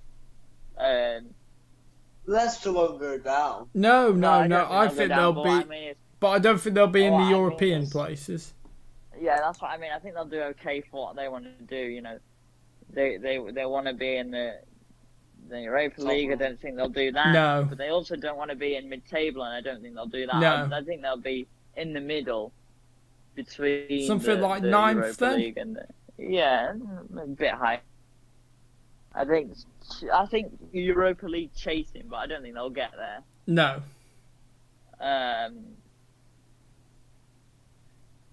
So next is obviously what was the first game on Monday? It was Sheffield United beat Wolves. Yeah. Everton and Tottenham. Sorry, no, we haven't done that. Something. I'll let somebody. I talked a lot about West Brom, so I'll let somebody else do the talking. Go on, Will. I think they're down. I'm not going to say too much because we do need to move on, but I think they're down. No. Word about. Oh, sorry. Sorry. Tottenham and Everton, Will. Sorry. So, I think Tottenham are going to really struggle this season. I think Everton I think they're going to have a good season if they continue playing the way they do and the players on form. And yeah, I think they made some excellent signings. Rodriguez looks like could be a good signing. Decore, obviously a very good signing. You know, one of Watford's key players. I love Decore. Yeah. And Allen, he's the one I don't really know much about Allen. He's also very good. Yeah, very, very so good. So I think they'll be fine, and plus they have Andre Gomez as well, who is fantastic as well. So yeah. What I like about Everton, just quickly. No, that's all right, Sam. Go ahead. what I like about Everton is we talk about strengthening, and all right, they've only brought in 3 players, but they're strengthened in the right areas. They have, I yeah. mean, Exactly. I think that is that, the. Go on, sorry. no, carry on. I was going to say that is the key for Ancelotti, is he knew that defensively, the fullbacks as well, and attacking wise with Richarlison and Calvert-Lewin, he knew that he had enough to have a very good team. Yeah. And the only thing Everton were missing was a little bit of something different in midfield, and he's done. To me, he's done everything perfect. Yes. In terms of midfield recruitment, got that creativity, and James steal of a guy, I think. Alan, again, a truly, truly phenomenal midfielder that not that many people know about, but a great midfielder in his own right, and Decore as well, phenomenal. Yep, have to agree. Just quickly picking on that, I agree with that. So we talk about sometimes bringing in quality rather than quantity. Everton, and I'm going to leave. I mean, Rodriguez gives them that creative spark, and I think they know that. So I'm gonna leave him to one side. But last year they played with, say, Gomez or Gomez and, say, Davis as the middle two. Yeah. Now, just for instance, Gomez is a great footballer, but he's not got the legs to run back and forwards. He's great on the ball, but he's not got the legs, so people could outrun him. Now, he doesn't have to worry about running because he's got Alan and Decore alongside him who can run all day long. So all he has to do is get the ball and be creative, and I think he'll be much better, knowing and much more confident, knowing he doesn't have to run back as much. Yeah. Yeah. Yeah. I mean, there's not so much to say about Everton. I just think they were so good, and we know what they did that was good and why they were good. I think it's much more important to me to talk about Tottenham, to be honest. Yeah, definitely. Made some good signings this week, though. They have, yeah. Well, if the one you're thinking of, it's not exactly completed, so until it's official, then.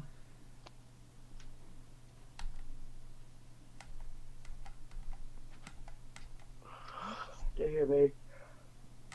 So, Tottenham, where do you want to start with Tottenham? Where do you start with Tottenham?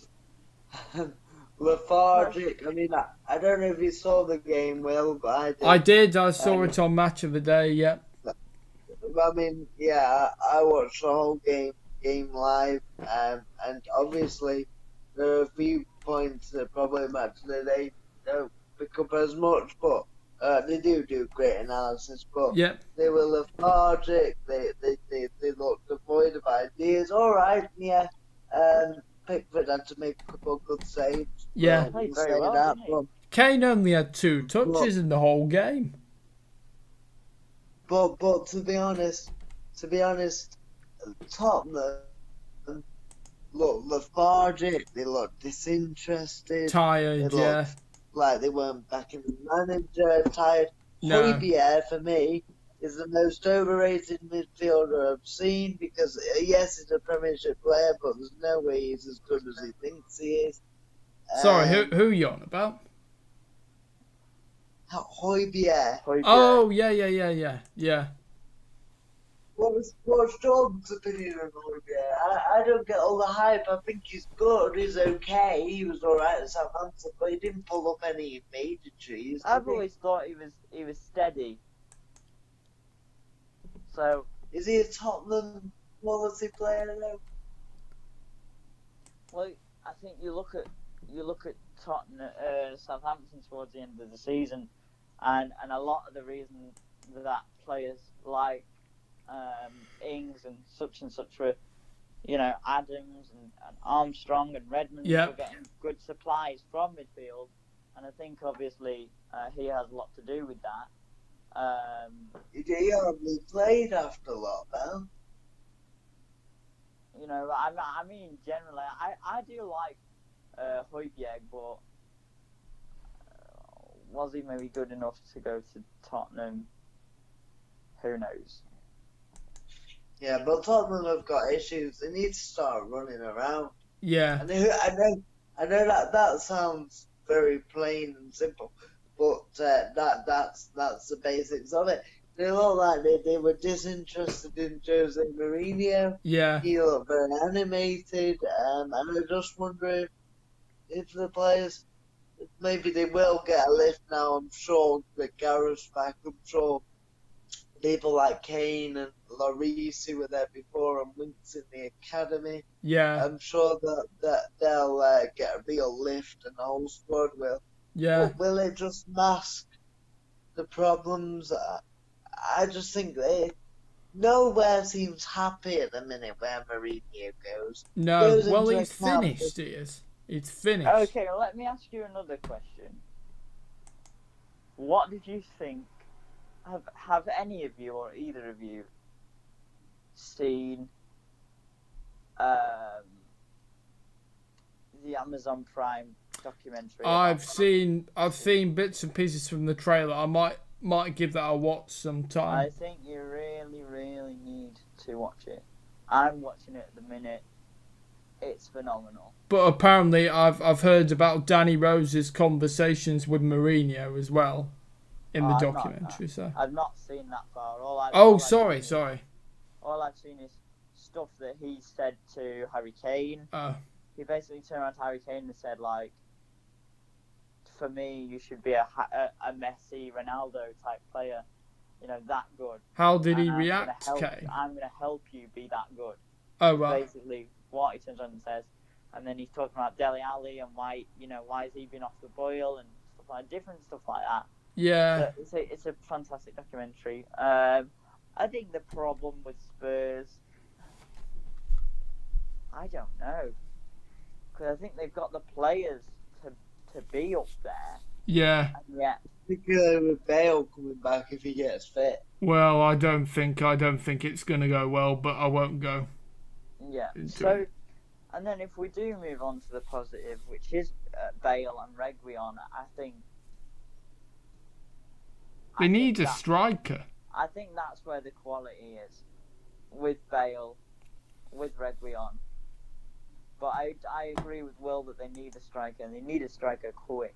Because what happens if Kane gets injured? They always struggle. They play Son through the middle.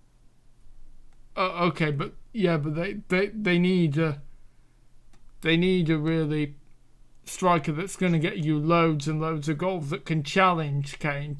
Kane hasn't had really any challenge to oust him out the team. I agree. Yeah, I agree too. I agree, but Will. So the issue Tottenham have got, is Harry Kane's going to be the number one striker, so that person, whoever it is going to have to try and get ahead of Harry Kane. Yes. Which, in any case, he might not be good enough to do. He might be, but they're not going to they're not going to come to Tottenham and take that chance that they're going to be sitting on the bench unless Kane starts playing with a partner up front. Yeah, but Karen Carney summed this up very well on 5 Live that, a player should be like, I really want to try come to this team if they arrive at Tottenham, and I really want to oust Kane. I'm going to fight to, and do. That's what I think, and I agreed with her. As a player, you shouldn't be thinking, oh, I'm never going to play. You should be like, I'm going to try my best. I will see if I can try really come into this team and oust Harry Kane. Yeah. What's your view, George? I I don't know. I think the thing with Tottenham has always been depth, to be honest, hasn't it? I think the thing with I think that's a problem of Tottenham's in years gone by, and I think you look at Villas-Boas and Pochettino and now Mourinho. Yeah. Where's the depth? Where is the depth? They haven't really got it. I mean, they've got players, but the drop off from after the first 14 and 15 players to the rest is unbelievable. Yeah. Because I can see Højbjerg coming in as a backup, but to start every game is interesting. Yeah. Because Winks is very good. Yeah, I like Winks. No, I'm not denying that. I think Harry Winks has got real quality. Yeah, but my point being, like, I guess it depends on how Tottenham want to go, don't it? Innit? They've got Sissoko. I never really rated Sissoko, to be honest. Sissoko's great. Sissoko, he just can't really finish, but he's a really good player. Like Pogba. Yeah, I don't know. I feel like it's hard to talk about Tottenham because you don't really know where the issues are coming from. Yeah, I mean, I think we'll have to see, and I think I think Spurs are they've sort of gone backwards, haven't they? They have, yeah. Because he did so well, he brought them forward, and all those questions about The Spurs Champions being League final, yeah. all about that, about Spurs being flaky and they'll never do well. And I know they were a bit Spursy at times in key moments, but he brought them on no end. And now this is why I'm surprised Bale's gone back, because yes, he's got better players around. He'll have better players around him than he had when he left, no doubt. Because Modric and Van der Vaart and then went the summer before, but he left. But I almost feel like Tottenham are at the same point they were when he left. Not that they have been, because they did amazing under Pochettino. But I think I know why like he's coming back. Oh, sorry, Sam. Apologies. No, I was just going to say I almost feel like since Mourinho's come in, they're back at where. Since the start of last season, they're back at where they were when Bale left. Go on, Will. I think he's coming back because he knows he'll be a place where he's loved and respected, which Real Madrid, obviously Zidane, didn't rate him. The fans, the way the Spanish media were absolutely brutal, saying like, "Bye Bale, good riddance." So I think that's why he's gone back to Tottenham. Here's a stat for you, because we love our stat, ladies and gentlemen, on this show. I do love my statistics. Boys and girls, Gareth Bale is the 4th highest goal scorer in Real Madrid history. Wow. I still don't rate him, but that's a great stat. I don't think that's true at all. It is. Who's above him? I think Ronaldo, and then I'm not sure. Benzema, would Benzema be up there? I've got to say Benzema's got more goals for Real Madrid. Yeah, Benzema must be up there than somebody else. Hey, and lads, I saw them on the news talking about it, and Bale's getting paid £600,000 a week, and it's a £50 million loan. That's nice for him. Yeah, I was like, £600,000. Well, my dad was just like, that's absurd. It was. I hope he does it. I hope he does it for Tottenham. I'm not gonna lie. I hope he does well, because I like Bale. I don't like Tottenham, but I like Bale, and I always liked Bale. I don't think he will, because I just think his injuries. I don't think it's going to go well at all. I don't They've said it's going to be like a month until he's match fit, haven't they? Yeah, I don't think it's going to go well then. If Mourinho, because Bale's he's got a big ego, hasn't he? And Mourinho, we've seen it time and time again with... Bale's got a big ego, or Mourinho? Well, both of them. Bale's not really got a big ego.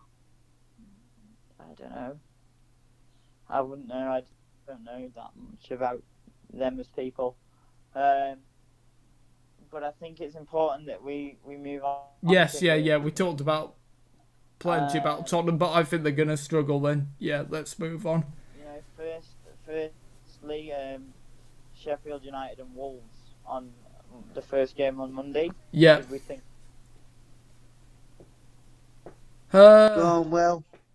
Well, I was wondering how this game was going to go, because on paper, were we going to see the same Sheffield United, or were we going to see the Wolves that, I just love watching Wolves play.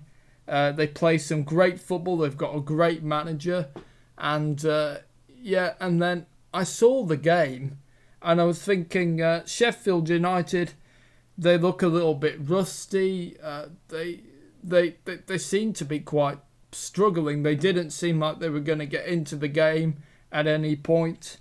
And Wolves, I think, could have scored more, because they were really up for it. They had the pace. They were definitely fit, and yeah, I think Wolves could have got a lot more, maybe even 3 or 4. Sam? Sorry, no, I was just checking Real Madrid's top goal scorers. Oh no, he's not.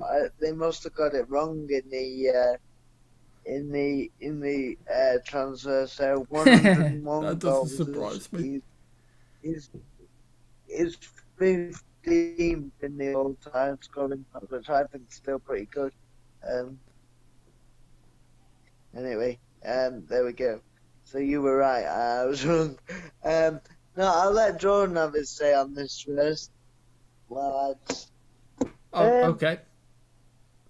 I don't really know what to say, to be honest. I haven't seen the only game I haven't seen any highlights of. So I genuinely don't know too much about it. I think I talked. I don't know if I talked last week or not about. Yes, we did. Sheffield I think. United signings, but I thought that they have recruited well. Yep, Fabio Silva, I think. Yeah. No, we're talking about Sheffield United. I mean. Oh, sorry. Apologies.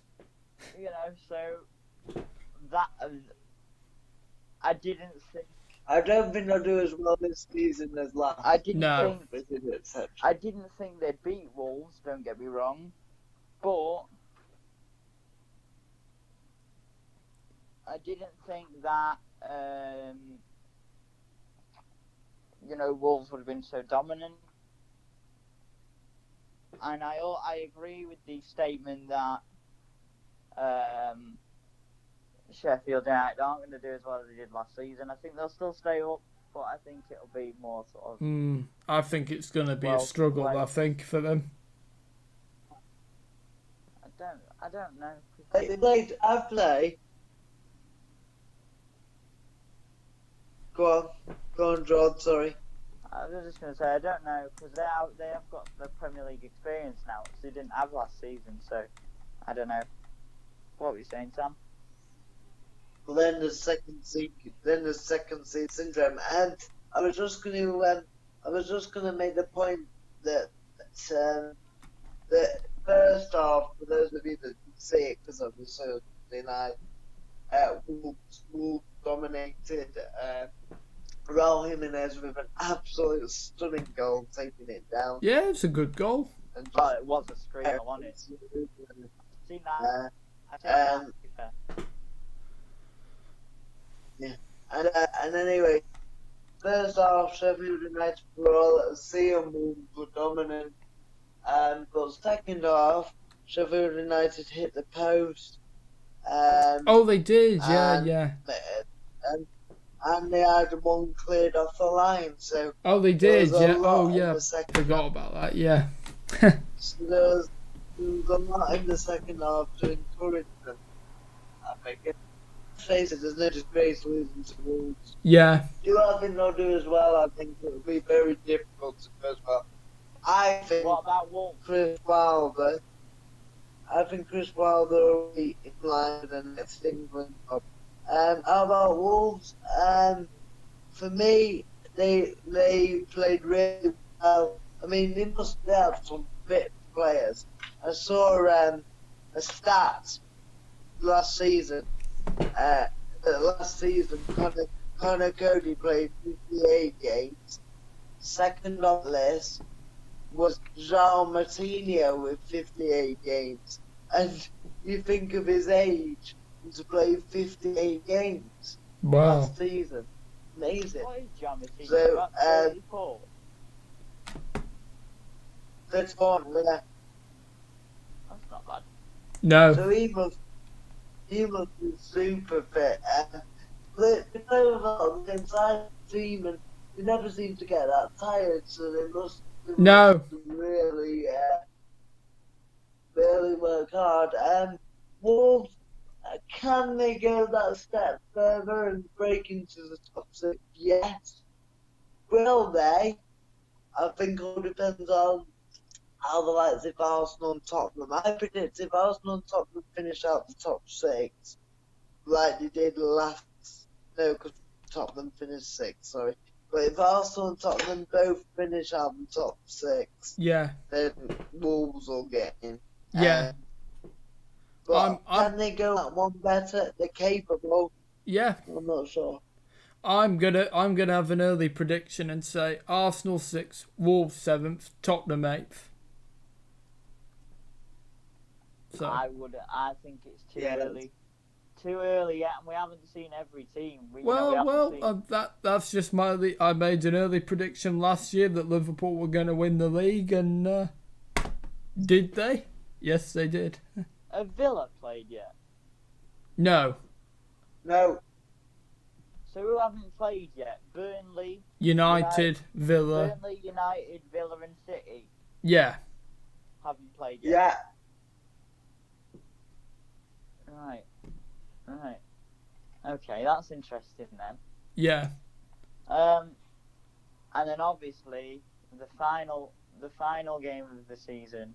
Sorry, I didn't get a chance to speak about Wolves. Sorry. Apologies. Okay. I think losing Doherty was a pretty big blow. I think because he was one of their main outlets in the transition phase. From Yeah, from defence to midfield to attack. That being said, I think that what they have done, it's very much been Portuguese league based again. Fabio Silva, yep, Vitinha. They got the left back from Lyon in France. yeah. So I don't know whether they've improved the team or whether they're built for the future a little bit. Probably a bit of both, I would say. Either way, I think that what they have lost in Doherty might be hard to replace, but I still think they'll do okay. And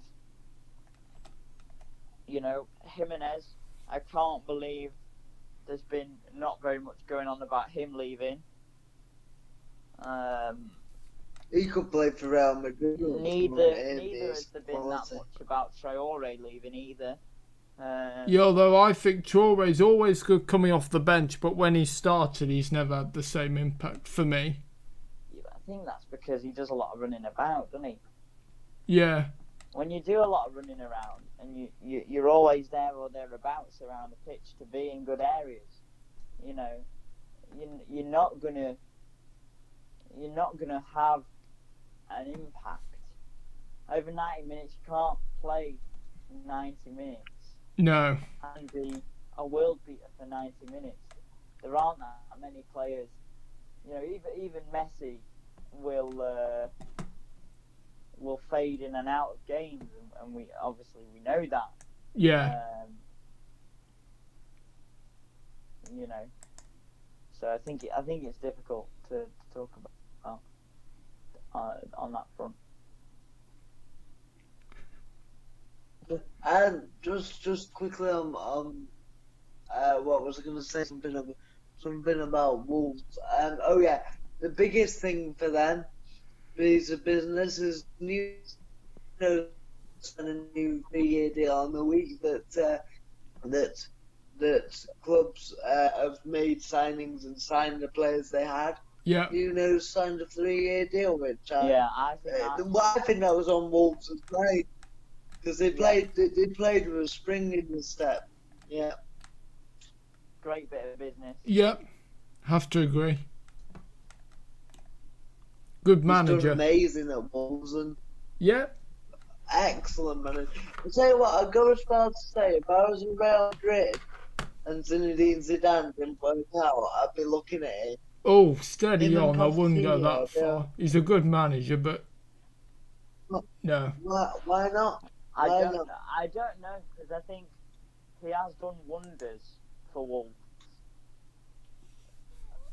And a lot of that was stuff that wasn't already there. He basically did build, it was a complete build up from the ground up, and they still did as well as they've done.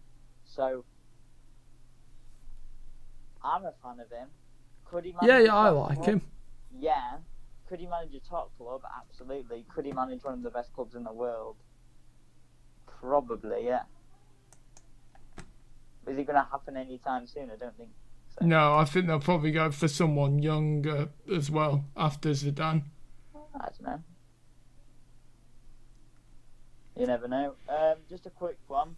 Update on a score at the minute on a game that I'm currently watching. Coventry 2, QPR 1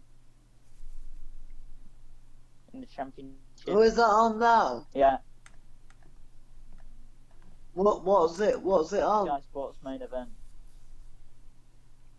No, I mean minutes wise. 65th. Oh, I might pop it on. My next door neighbours. I was studying this obviously. I just had it on silent. My neighbour's a Coventry fan. You'll be happy. The Coventry have done well under Marvin. Yeah, he's another good manager. But then I feel like when he's had the chance at higher up Championship clubs, he's not done very well. Anyway, we're getting distracted. So yeah, now let's go a bit more in depth on Chelsea Brighton, which I think is important. For me, as a Chelsea fan, I think Kepa looked better, a lot more confident, but I think he could have done better with the Trossard shot.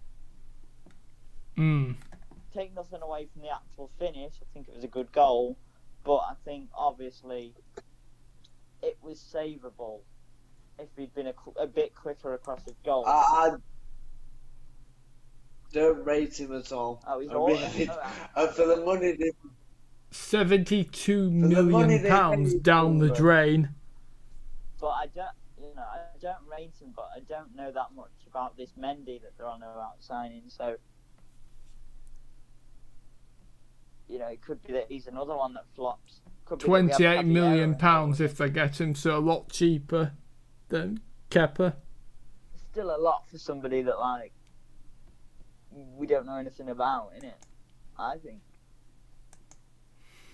Yeah. What that deal? Is it going through? Is there an issue? Is that it's really stalled, doesn't it?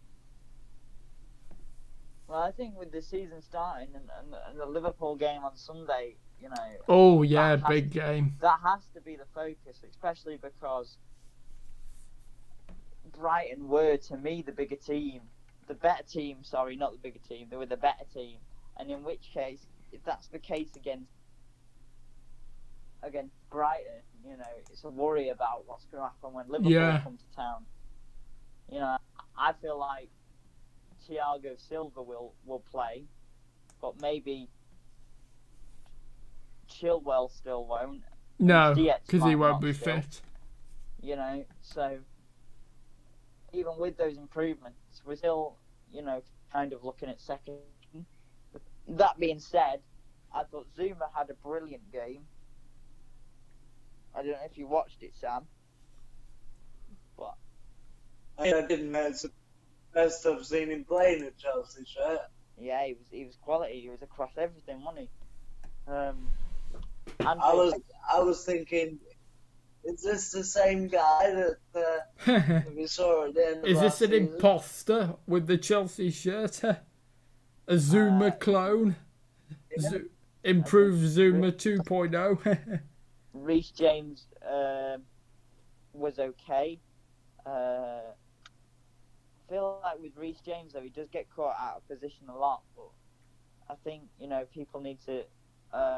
He's still a young player, isn't he? Yeah, that was what I was going to say. I think people just need to keep in mind with some of these players, Mason Mount, Abraham, Tomori. I was going to say Tomori, but he's probably going to go to Everton, so it's not really our problem at the minute, is it? Reece James, they're still young and they're still adapting to the league, so I'm a bit less harsh. Yes. On the younger players. You don't want to put all that pressure on them, do you? That being said, it was an absolute screamer that he scored. It was. Yeah, it was good. It was at the right time as well. I think Loftus-Cheek, he had a poor game. I like him, though. Werner, He was awful. Yeah, he was awful, wasn't he? He really was. Well, he's been out with an injury a lot, and Lampard said that lockdown disrupted just as he was coming back. Lampard defended him. Play, he looked completely, but he's Lampard's player, he will. Yeah, he looked way out of his depth. As well, but he looked well out of his depth, yeah. And I agree, he's got the quality well, but he just didn't play well, and it won't do him much good to try and get him aside. I like him. Oh, I like him. I'm not saying I really like Loftus. And he performed well under Sarri and Conte, I think, when he came in, when he played. Definitely under Sarri. I agree. I think when he gets back to his best, I think we'll be seeing the Loftus-Cheek that saw him play for England, which I thought was fantastic. So, yeah, I like him. Sorry, I was talking about Werner, but I think the call went. What I was saying was he didn't get much service, but one thing I did see about him was I observed about him was he's frighteningly quick. Yeah. Oh yeah, I do as well. I've not seen a player that quick since maybe Gareth Bale. Because he is lightning fast. I don't much. I always that fast. But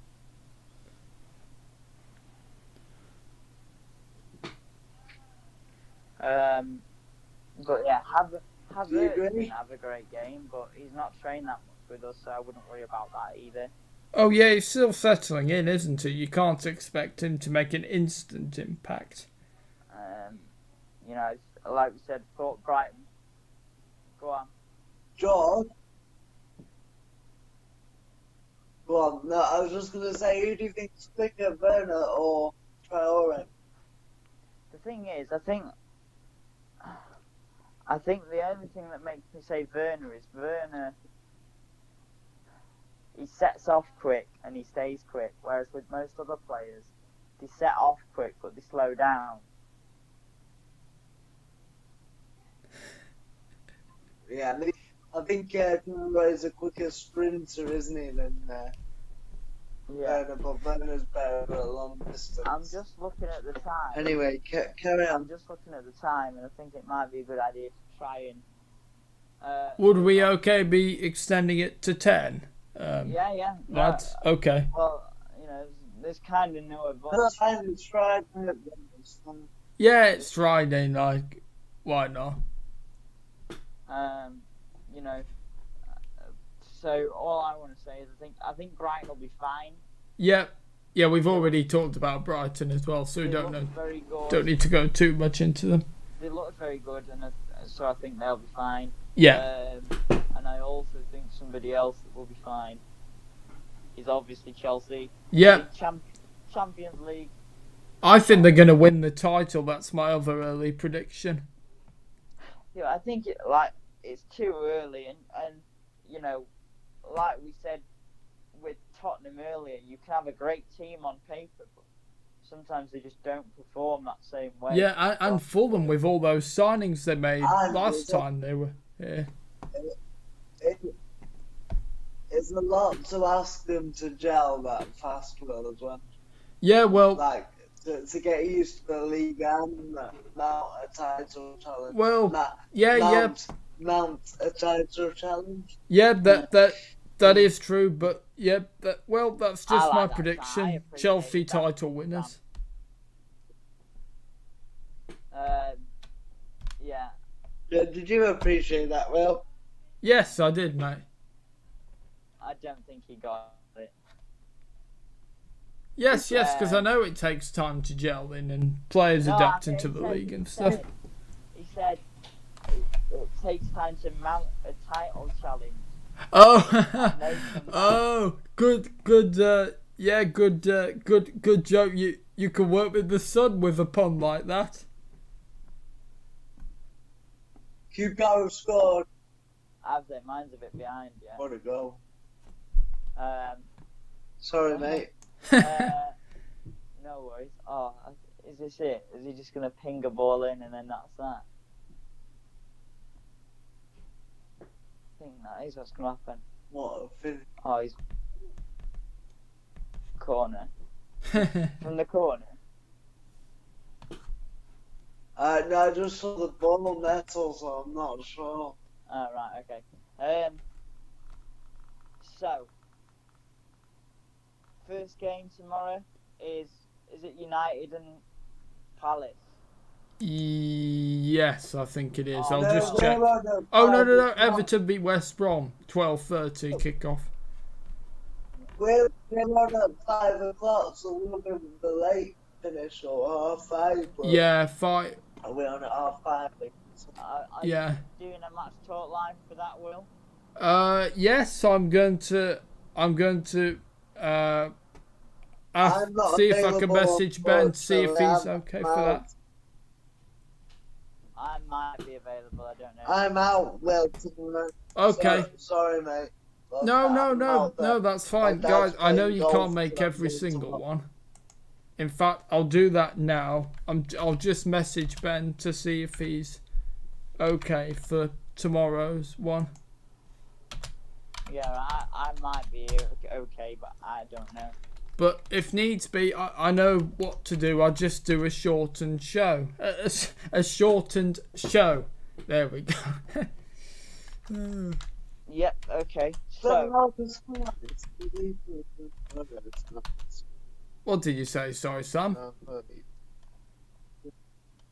No, I thought I just saw Marcus Coleman. Okay. So Everton West Brom, what are we saying? 2-0 Everton, I reckon. Score prediction. Yeah. 4-0 Everton. Oh. Yeah, actually, I'm gonna go. I'm actually gonna agree with that. Actually. I think Everton win, but I never trust Jordan Pickford to keep a clean sheet unless I see it. So I'm gonna say. No, he's in danger of losing his England spot to Pope as well. So. Or Henderson, depending on. Oh yeah. I think it will be 3-1 to Everton. Okay. I'm gonna agree with Sam actually. 4-0 Everton. Have you got the games up so we can actually look at what games? I have. Yeah, I've got them on the BBC Sport website. I'll look at them. Oh. Okay, well, who's next? Leeds United and Fulham. This is going to be an interesting one, isn't it? Because you think Oh, Yeah. sorry. Because you think two That's- Go on, promoted. Will. Oh, sorry. Yeah, Right, Go on, should I go first or you go Yeah, first go or? on. Go on. Okay, two promoted teams, obviously. So Leeds, obviously, for Liverpool, there wasn't as much pressure for them, but obviously because they're on another promoted team, then there's more pressure for Leeds. So it's gonna be interesting. Yeah, I don't know. I'm probably gonna go with a 2-0 Leeds win. I reckon. What do we think, boys? I'll go with that. I think I'll agree with you there. Okay, Sam. And I'm gonna be different and say a 1-1 draw. Okay. Right. So that kicks off at 3 o'clock. Leeds beat Fulham, and then 5:30, United beat Crystal Palace. I think that this is going to be a comfortable win for United, 3-0. I think. I disagree. I'm not just saying it because I'm a 2-1 United United. fan.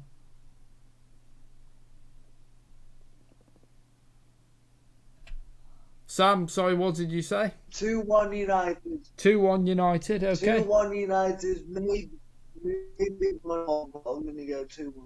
George?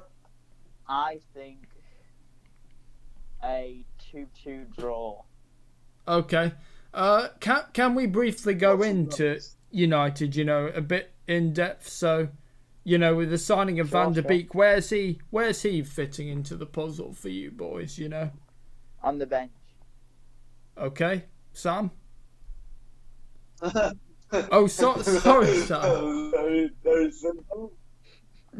That was very simple. On the bench. Oh, hang on, I've just had an update from I Ben, think- guys. Sorry, he said might be, let you know, but probably. So, it's up in the air. I think Van der Beek on the bench. I think, okay, I think he'll be, well, we've got a lot of games, haven't we? In Yeah. short time, so he'll be in and out the side. I think he's going to play on the defensive midfield. Maybe he can, Oh, sorry, Sam. Yeah. Continue. No, I was going to say, you might, Will. I think he'll play defensive midfield instead of Yeah. Matic, and then Matic will come on. Yeah, so I think he'll play defensive midfield for the most of the time, but he'll also be a backup for Fernandes in Fernandes's role to rest Fernandes. So I think See, that's I my disagree. view. I think he'll be phased in slowly into Matic's role. So I think Matic will start the first few games. Yeah, that's fair enough, because Matic won't be able to play all these games anyway, will he? Because I think the thing is now is that players, if they don't play too well, get written off too quickly. So I would rather see him introduced slowly. That than is quick. true, yeah, I think that is the way to go. Mind you, Fernandes, he went straight in and look what he did. Yeah, but Yeah, but he is was pure upset. quality. Well, that's all. Okay, yeah, that is true. And where do you see United doing this season, boys? Table position and stuff. Round Fair. about where they were before, to be honest. Yeah, I'll probably Fifth. say third. I reckon. Yeah, again. So I'm going to go with fourth or fifth. okay. I think I'll be under pressure. I love Ali, but I'm still not sure. But we'll see, won't we, if he can handle it. Yeah, we'll see. But I think Fernandes has certainly helped. But I think Van der Beek will be a good signing. If Greenwood can still be on the same form, if Martial and Rashford.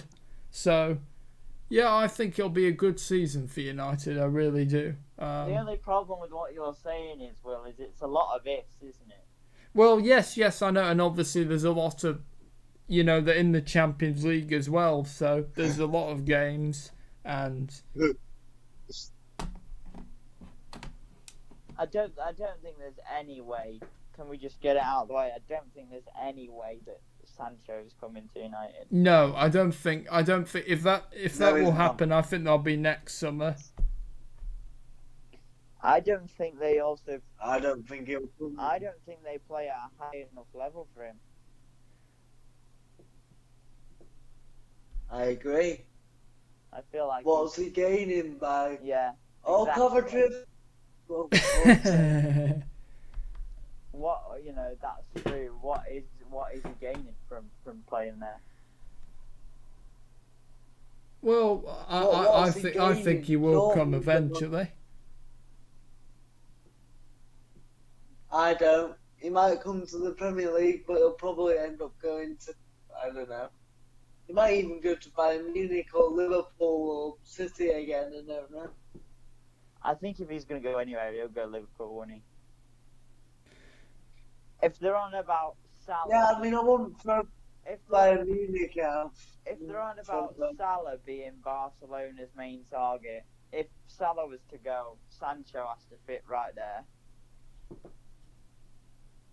Yeah, He's not going to go this season, is he, Salah? Salah. This No, is, I don't think No, so. no, but I'm saying if he did, like. To be honest, what's Salah's age now? Is he something like 28? 26, 27? 27. I don't. Yeah, I think. That's a brilliant they're all header, the that same is. people. I think for Barcelona, if they were to sign players, they really need to. This is the Right, one thing that and- Barcelona. Oh, Oh, sorry. that's a fantastic header. What? Carry on, Wills. The one thing that I know we're slightly off topic here, I apologise, but the one thing that Barcelona have never done very well is getting young players and preparing for the future. Too much over-reliance on Messi, too much over-reliance on Suarez, and it'd be a good thing if Suarez gets out the club. So I think you're completely wrong, Will. I think that is extremely hard. I think You you're look at completely wrong. Barcelona, they've had the best team ever. They've had the best team ever. And you know why they haven't brought many young players in? Well, But they because have. they've had players from the academy. Yeah. Because they've had players from the academy. That's why they haven't brought them from being abroad. Yeah. They've had them in the academy. yeah, And but how many of the also, academy players have played in the last few years in the first team? Okay, are you ready for this? Okay. Pedro, Sergio Busquets. Yeah, but Jordi Pedro's Alba gone. was. Yes, Yeah, Jordi Alba was one that Yeah, they sold him and then they bought him back. He's not a young player now, Iniesta. though. No, but we're not on. You're on about examples of Barcelona bringing in young players. We're giving you those examples, bringing through young players, young players that they brought in. Yeah, Ousmane Dembele, And look how Dembele's done now. Yeah. Neymar was young when they signed him. The Brazilian cheat. I If think it- that's Yeah. incredibly harsh. I dislike I think- Neymar. Well, Barcelona, fair enough, but Barcelona have one of the best academies in the world. They built the best team ever in the world, not just because of Messi. Yes, it's the shining light, but tell you what, Messi wouldn't be half the player he is without the amazing players he has had round That's him. one of the And reasons. Will, you say that they're Having a good academy is Yeah. one of the reasons that their team has hardly changed in the past 10 years. Oh, exactly. Okay. But it's not needed. okay. I take And that back. I also, do Will- apologise. I know you don't need to apologise, we're just making a point. And also, we might not know this, but PK. Oh, was yeah. elected Yes. to that, Oh, of course he I did. did Yeah. know that, yeah. And we didn't think he was good enough, so we let him go. And Yeah. Barcelona snapped him up, and look what happened to him. Yeah.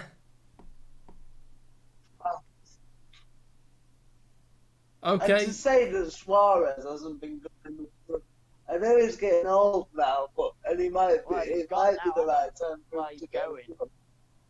Well, Has he gone? I don't like him Has he because gone now? of the biting thing anyway. So Yeah, but it is what it is. Yeah, but taking that aside, Will, you can't deny. All right, he's not his best anymore, but you can't deny he's been a brilliant footballer. oh yes, absolutely. Particularly that Messi, Suarez, and Neymar MSN as the fans called them. So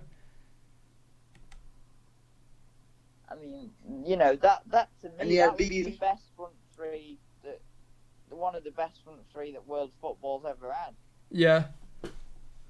But I'm personally enjoying Barcelona's troubles and crumbling at the moment.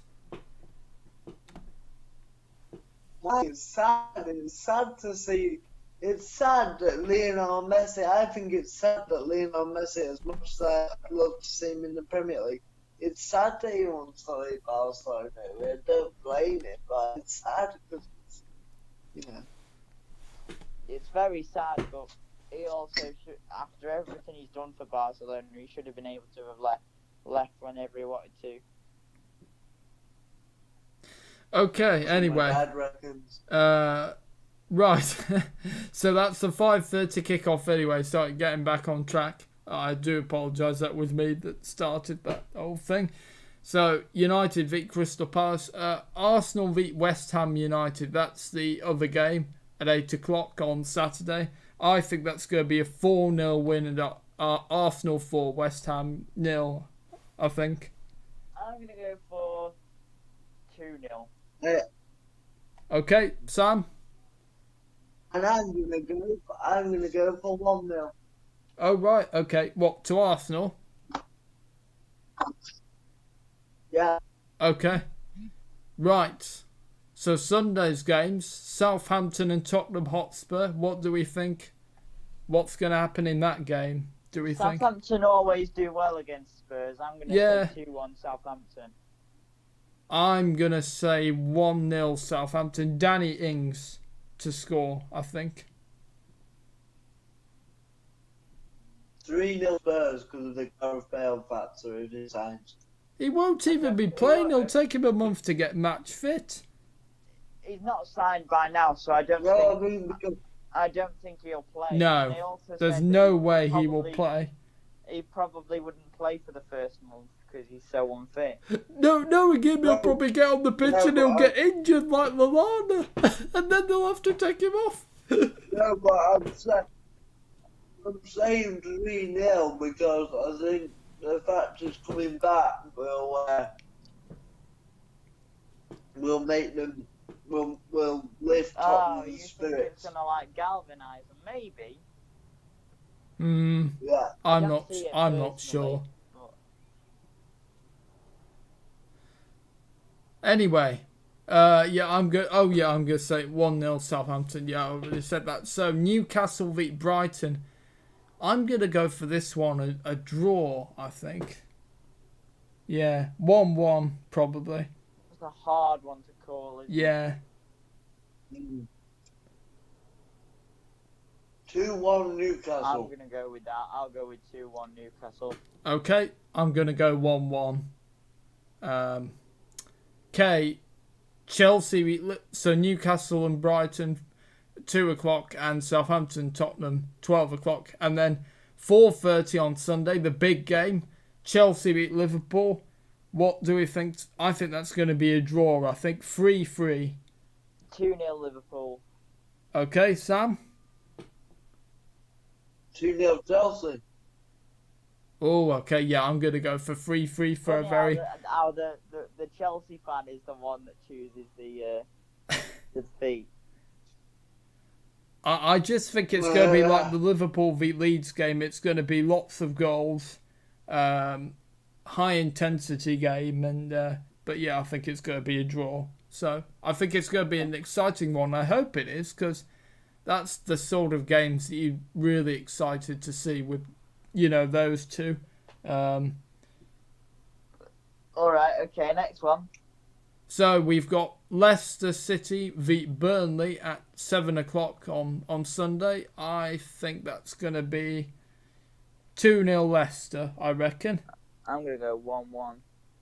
Okay, Sam? 1-0 Burnley. We haven't actually talked about Burnley yet, so just quickly. There's no point talking about the teams that we haven't seen because we kind of did that last week. Oh yeah, and Burnley. We haven't Well, seen them play. I think There's Burnley nothing will be for us fine to add. anyway. So I agree. I think they'll be okay. yeah. Well, just just quickly while I remember, obviously we talked about how important Aubameyang is for Arsenal and Nuno signing for Wolves. Hold on 1 second. Sorry, let me just interrupt because I'm just gonna nip to the little boys' room. Oh, okay. Go on, carry on. It's okay, and I think it's worth saying about Jack Grealish signing a new deal. Yes. Yeah, Signed a new that's good, obviously, 5-year and deal. Ollie Watkins, a good signing for them, probably from Brentford. So, if that goes right, so but I think Villa are gonna struggle. I think. Are you surprised that he signed a new deal? No, I'm not because they stayed up. But I still think if they do go down, I think he'll leave. I think so. You know, we've seen it many times before. Contracts. Coutinho signed a new deal and then, not long after that, off to Barcelona. What was the other example? But well, anyway, the point is we've seen it many times. Players signing new contracts and then only to leave a season later. So really contracts just don't really seem to matter anymore. So I wouldn't say that would be exactly confident from Villa fans, but that he signed a new contract. But at least he has. Yes, at least he has, and at least if he does leave, that'll mean the club can get a. Oh, sorry, Sam. Apologies. It's alright. Yeah, sorry, just talking over you. I think. What was I gonna say? It's gone out of my head. But, yeah. How do you see? Grealish? Oh yes, yeah. So yeah, at least the club will be able to get a fee for him, a decent fee for him. You know. If he does leave and they do get relegated, which I think Villa, I think they will struggle. I think they might just dodge relegation, but I think they are going to be in trouble. To be honest, that's just my view, just my opinion. I mean, but what's your view? Just quickly, Will. Yeah. Just quickly, here are the games on Sky Sports this weekend. Oh, okay. Man United v Palace at 5 p.m. I presume this is when the programme starts. Yeah. So kick off. Because 5:30 is kick-off time. Arsenal v West Ham. The programme starts at 7:45. Yeah. On Saturday. Newcastle Brighton is on Sunday from 1 p.m. Chelsea and Liverpool is on Sunday at 4 p.m. No, just let them go over the page.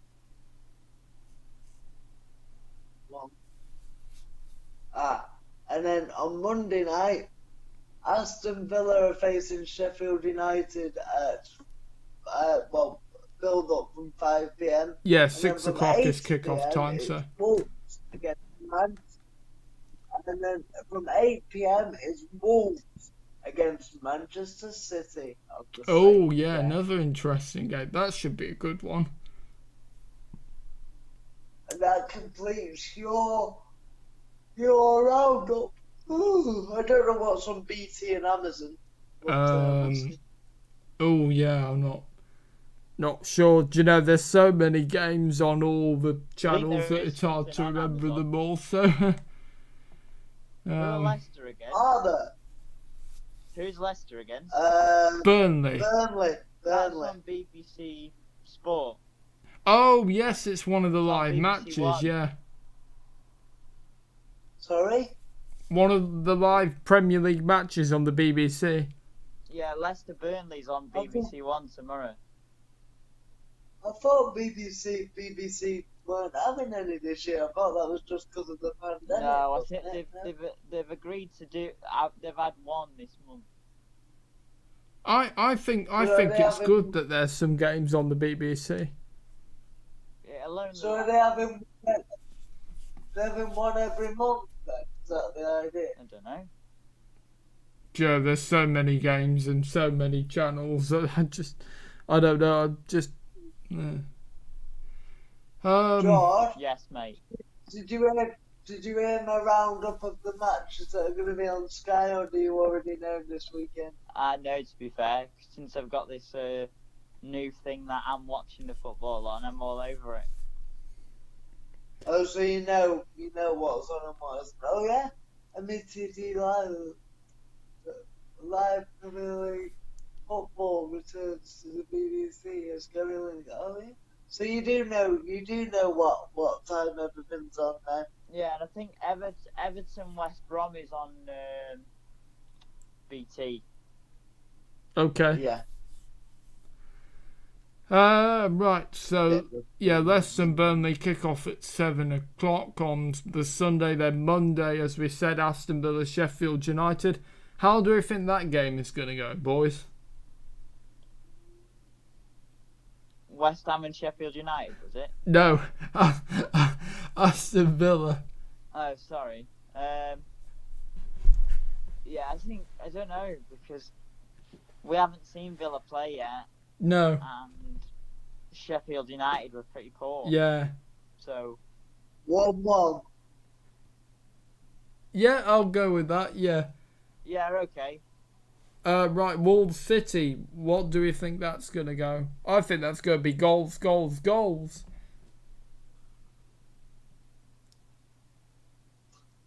3-2 Wolves. Ooh, Yeah, Wolves do well against. they do, the big City. teams, yeah. But again, we haven't seen City play yet, so it's kind of difficult. I'm going to go Yeah. 3-3, I think. A draw, I think. If I So. was gonna guess, I'd probably say 2-1 to Wolves. Okay, and that kicks off at 8:15 on Monday. And then Saturday the 26th for... Oh, mind you, do we? Hang on. Or is that's that the too week far after. ahead? We don't. No, we'll. That's way too far ahead, isn't it? Oh, sorry. 26 is next week. Oh, gosh, yeah. Sorry. I was really on a rhythm there. Whoops, never mind. There's no point talking about the Nets games. I No, don't I know, what you yeah. guys think, but there's no point talking about the Nets games till we start to talk about till these games are finished. Yeah. Yeah. I think that we've reached a good point to finish. If I No, think yeah. so, yes. And do you have the announcement that you were saying to me that you were going to make a think possible announcement? I'm gonna do a little bit of a tease. Oh, Do a little okay. bit of a tease. Go ahead. There may be some news, and all I'm gonna say is watch this space. There you go. He said it. Watch this space. So there'll be more news in coming over the past, not past, next few weeks, Wonder what that- months, whatever. Next few weeks. Yeah. Oh, that ended up being quite awkward. Oh dear. But wonder yeah, what that could be. I'm intrigued now. what's what? I'm intrigued now. I'm wondering what this wonderful news is. Oh, But do you not I'll have to know? wait. Okay. I'll have to wait like the rest of us. No, I'll tell you once. It's alright. Once we're off air, I'll tell you. Okay. Alright, okay. Yeah. So yeah, watch this space. Okay. And right, okay, and on that note, I think my thanks What about to you? What's coming up for you, Will? oh gosh, yeah, I seem to always forget this bit. Anyway, so Match Talk Live will be back on Saturday. Tomorrow? Oh yeah, tomorrow for the United v Palace game. And Ben says he doesn't know whether he'll be available. If he isn't, if he is, then great. If he isn't, then I don't know either. I should think so, but yeah. You know, you never know. And I'm definitely ruled out, I'm afraid, just because my dad's playing golf and then I'm coming back with Paul and doing some, going for something to eat, I think. Yeah, so, yeah. Yeah, I'm definitely ruled out, I'm sorry. Okay, yeah, that's fine. You know, as I said to you guys, you won't be able to make every single one. I have got, just as a bit of a thing, I don't think I've told either of you, I've got 2 weeks off from today now, though, so Oh right, okay. Hey, good. I booked some time off. I just fancied it. Oh, that's good then. So, yeah. So yeah, the United Palace game kicks off at 5:30. So I will try maybe start from 5 o'clock. If I watch final score from when it starts 2:30, then I'll have plenty of hours to watch final score and then start at 5. I thought you might be watching Leicester Burnley. No. Usually for me on a Saturday, I love That's watching Sunday. final score. That's Sunday night. Oh, is it a Sunday game, is it? Yeah. Yeah. And then Sunday, well, the other game that I would really love to do, obviously, because it's such a big game, is Chelsea beat Liverpool. Are you available on Sunday, Jordan? I would love to, but I think I'm going to be busy. Okay. I can Sam, do it. can you do Sunday? I can do Sunday, yeah. Okay, and the Chelsea beat Liverpool game is A 4. Half 4. Is it? 4:30, right? So if we say 4, 3, 4 o'clock. Give me half an hour. I think 3:30 is good. yeah, 3:30 Yeah, till 3. Yeah. till 3:30 till Quarter past 4. 25 past 4. yeah. 4:15. Uh, Yeah. s- So yeah, Match Talk Live will be back for definitely both those games. If for some reason you guys are not available, then I know what to do. We'll just be a shorter show. So yeah, that'll be what happens if you're not available. Anyway, we'll cross that bridge when we come to it, as they say. So my thanks to GLI When are we Wheels. doing? Oh, sorry. When are we doing the next one of these? When are we doing the next one of these? Next week? I wouldn't want to leave it as late as we've left it this week. Oh yeah. I feel like we've reviewed all of last week's games the day before this week's games. So I don't know. We'll have to talk about that when we're off air, eh? Yeah. Yeah, okay. Anyway, on that note, my thanks to just before we go, guys, what did you think of the titles? I liked it. I liked them. Okay, and Sam? Excellent. Great job, Will. Brilliant, yeah. Yeah, excellent. Definitely. Thank you. Fantastic. And yeah, well, what we're trying to do, is really freshen up the image of the channel. I hope with the title sequence I've enhanced your experience, really built up the excitement in there. Especially with the music, because I don't like electronic dance music, but that to me, if I was a viewer, I'd be very excited and really built up for that. So hope it does the same to you. Anyway, thank you to JLI Wheels and Sam Taylor for your company. It's been a good one, boys. It always is. You're welcome. I've enjoyed it. It's good to be back. Yes. If you want to, loved you... it. Oh, loved sorry. it. Thank you. What were you going to say, Carry Sam? on. I just said loved it. Thank you. Okay. And thank you too, because you're always great, and Ben as well. Always enjoy doing the show I miss you, with Ben. you. Yeah, come on, Ben. We need you back. When Come you're back ready. soon, buddy. I'll be on my way. Get in the circle, Ben. Okay. If you want to, like, share, comment, and subscribe to the TubeMix YouTube channel, and I'll hopefully see you on Tomorrow. Saturday. Tomorrow. So from all of us here,